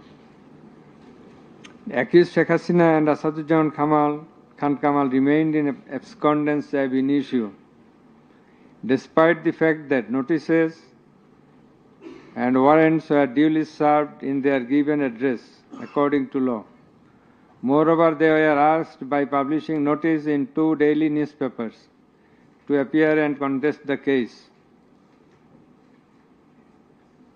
but they did not turn up. Thus, their abscondence itself is suggestive of their guilt. The learned State Defence Counsel contended that the trial of the accused persons under the International Crimes Tribunal Act 1973 is not tenable, since the Act was passed in the Parliament for the purpose of trial of the criminals of War of Independence in 1971. While arguing this, the learned State Defence Counsel perhaps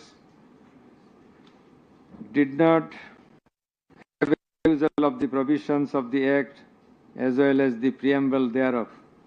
The preamble of the Act says that the Act was made in order to provide for detention, prosecution, and punishment of the persons for genocide, crimes against humanity, war crimes, and other crimes under international law, and for the matters connected therewith. Section 3 of the Act provides that the said crimes committed both before and after the commencement of the Act, before 1973, after 1973, are triable by the International Crimes Tribunal, whereupon the contention of the learned State Defence Counsel is not tenable in law. Moreover, Article 47 of the Constitution of Bangladesh has given upper hand to the International Crimes Tribunal Act 1973 over the Constitution itself. The State Defence Counsel also contended that for the purpose of proving atrocities throughout the country, witnesses from all over the country have not been examined. In this context, we have to say that witnesses from many parts of the country have been examined, and they have adequately proved the atrocities in almost every part of the country.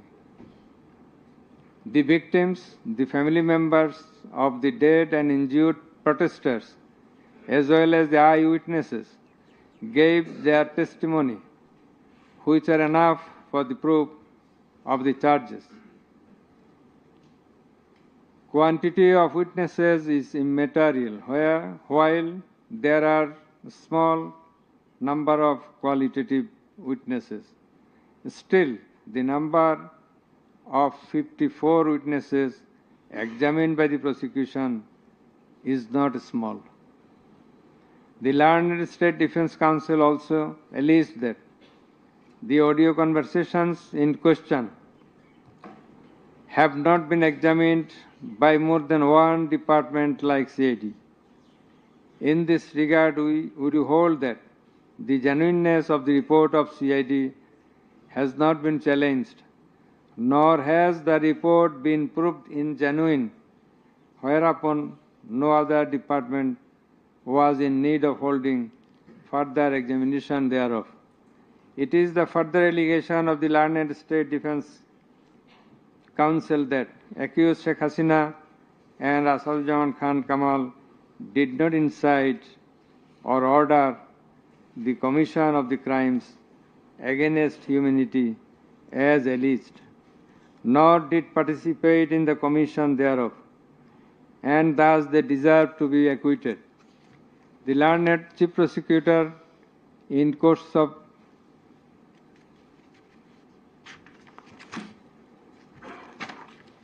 summing up,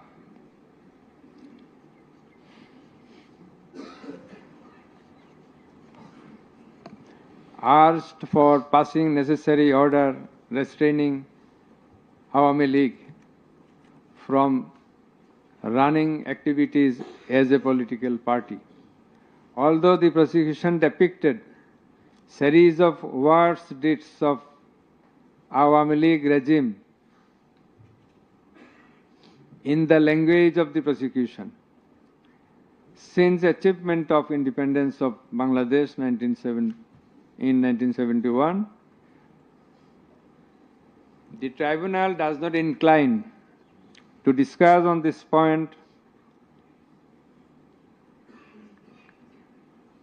since this is not the issue of the instant case. It has come to the notice of the tribunal that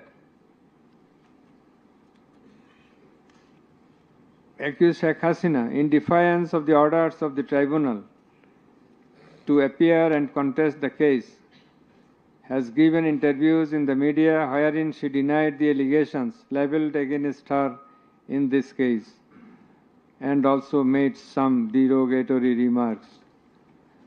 I have noted this aspect beforehand, but in some of her interviews, she impliedly admitted her superior command responsibility. The United Nations Human Rights Commission categorically stated in its report that the political leaders issued direct orders and other directives authorizing and guiding operations by BGB, RAB, DGFI, Bangladesh Police, and Detective Branch that involved serious violations of human rights against protesters and other civilian, including extrajudicial killings and arbitrary detention.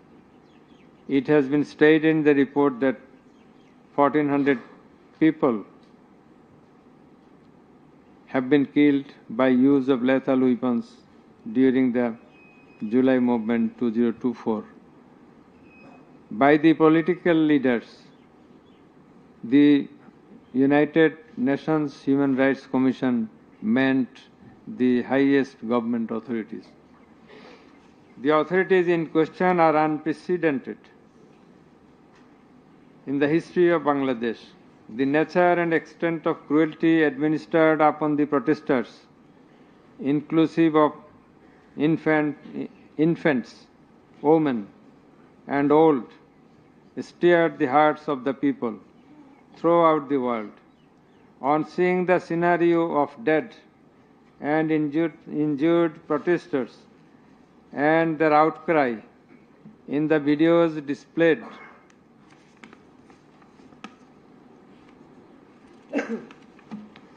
in the courtroom, and also seeing the victim witnesses in the courtroom,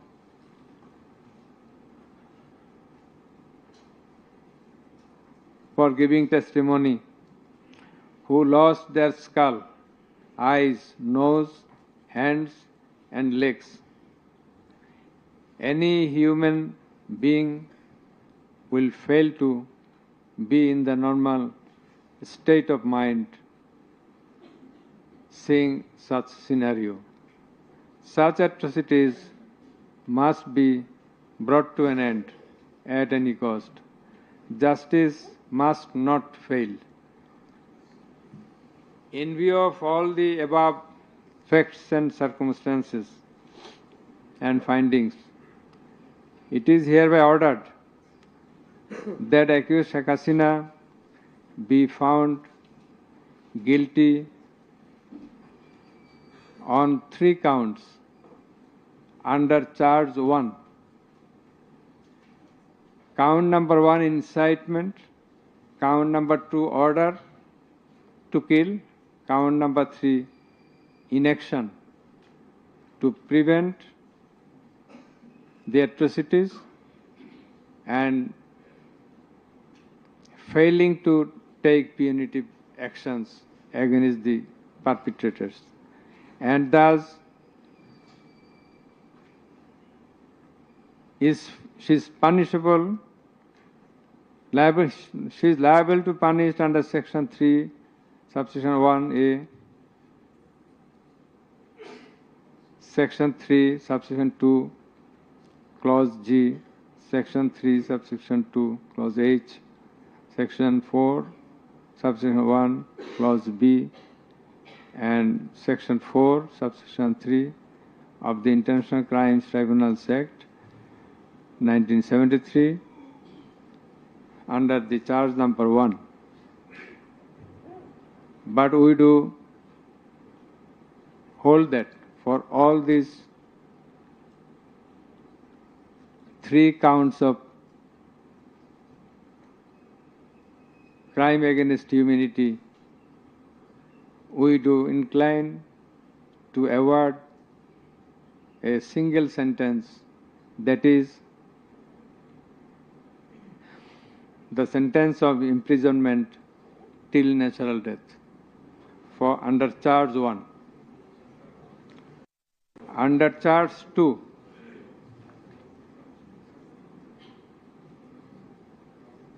accused Sheikh Hasina is liable on 2 counts. On 1 count, there are several counts. For 1 count, that is, passing the order for deploying drones, helicopters, and using lethal weapons to kill the protesters. She committed crime against humanity under section 3, subsection 2A and section 4, subsection 1B of the International Crimes Tribunal Act 1973.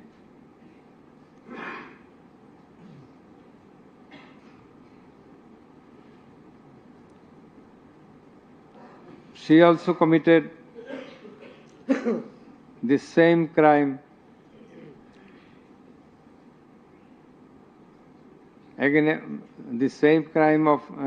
crime against humanity on the second count, killing 6 persons at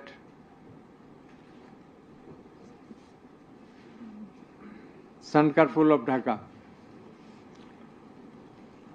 which was committed in contemplation, in furtherance, by virtue of her order, as stated beforehand. And similarly, she committed the same crime, that is the crime against humanity, on another count for causing the killings at Ashulia of Sabar, killing of 6 persons. For all these 3 counts, we have decided to inflict her with only 1 sentence, that is sentence of death.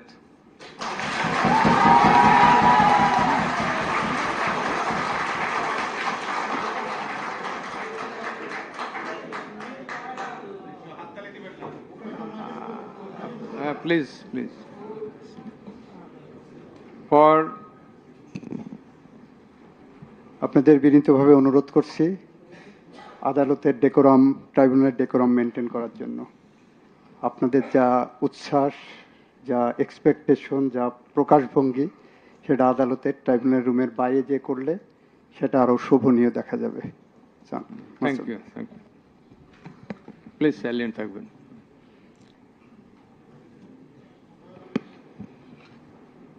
Accused Asadujaman Khan Kamal and accused Chaudhry Abdullah Al Mamun. Accused Asadujaman Khan Kamal is liable for committing crime against humanity for the occurrence of killing 6 persons at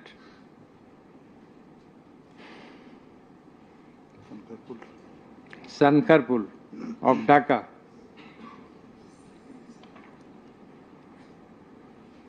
In this occurrence, they are liable for committing crimes against humanity by their abatement and failing to prevent the atrocities and also to failing to take necessary preventive measures, punitive measures. And thus, Asadujaman Khan Kamal is held liable for the commission of crime against humanity under section 32A, 32G, 32H, 41B, 43 of the International Crimes Tribunal Act 1973 for the commission of killing of 6 persons both at Sankarpur and 6 persons at Ashulia of Sabar. And for both the occurrences, he committed 4 counts of offences, crime against humanity, 4 times, by his abatement and failure to take necessary actions in Sankarpur, by his abatement and failure to take necessary action at Ashulia. So for all these 4 counts, we have decided to award a single sentence of death to Asadujaman Khan Kamal. As regards Chaudhry Abdullah Al Mamun, as I have elucidated before, he has contributed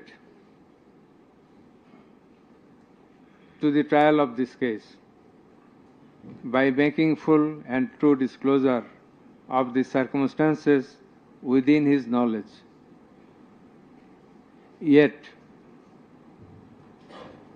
he also admitted, and he was involved in all the occurrences throughout the 36 days of movement, considering both his contributions, his admissions, with the material evidences to the tribunal to arrive at the correct decision, and also in consideration of the gravity of the offense, we are both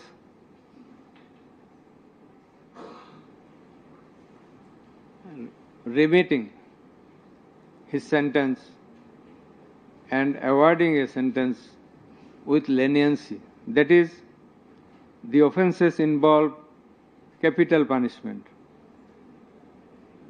But for his contribution, we have decided to inflict him with the sentence of imprisonment for 5 years.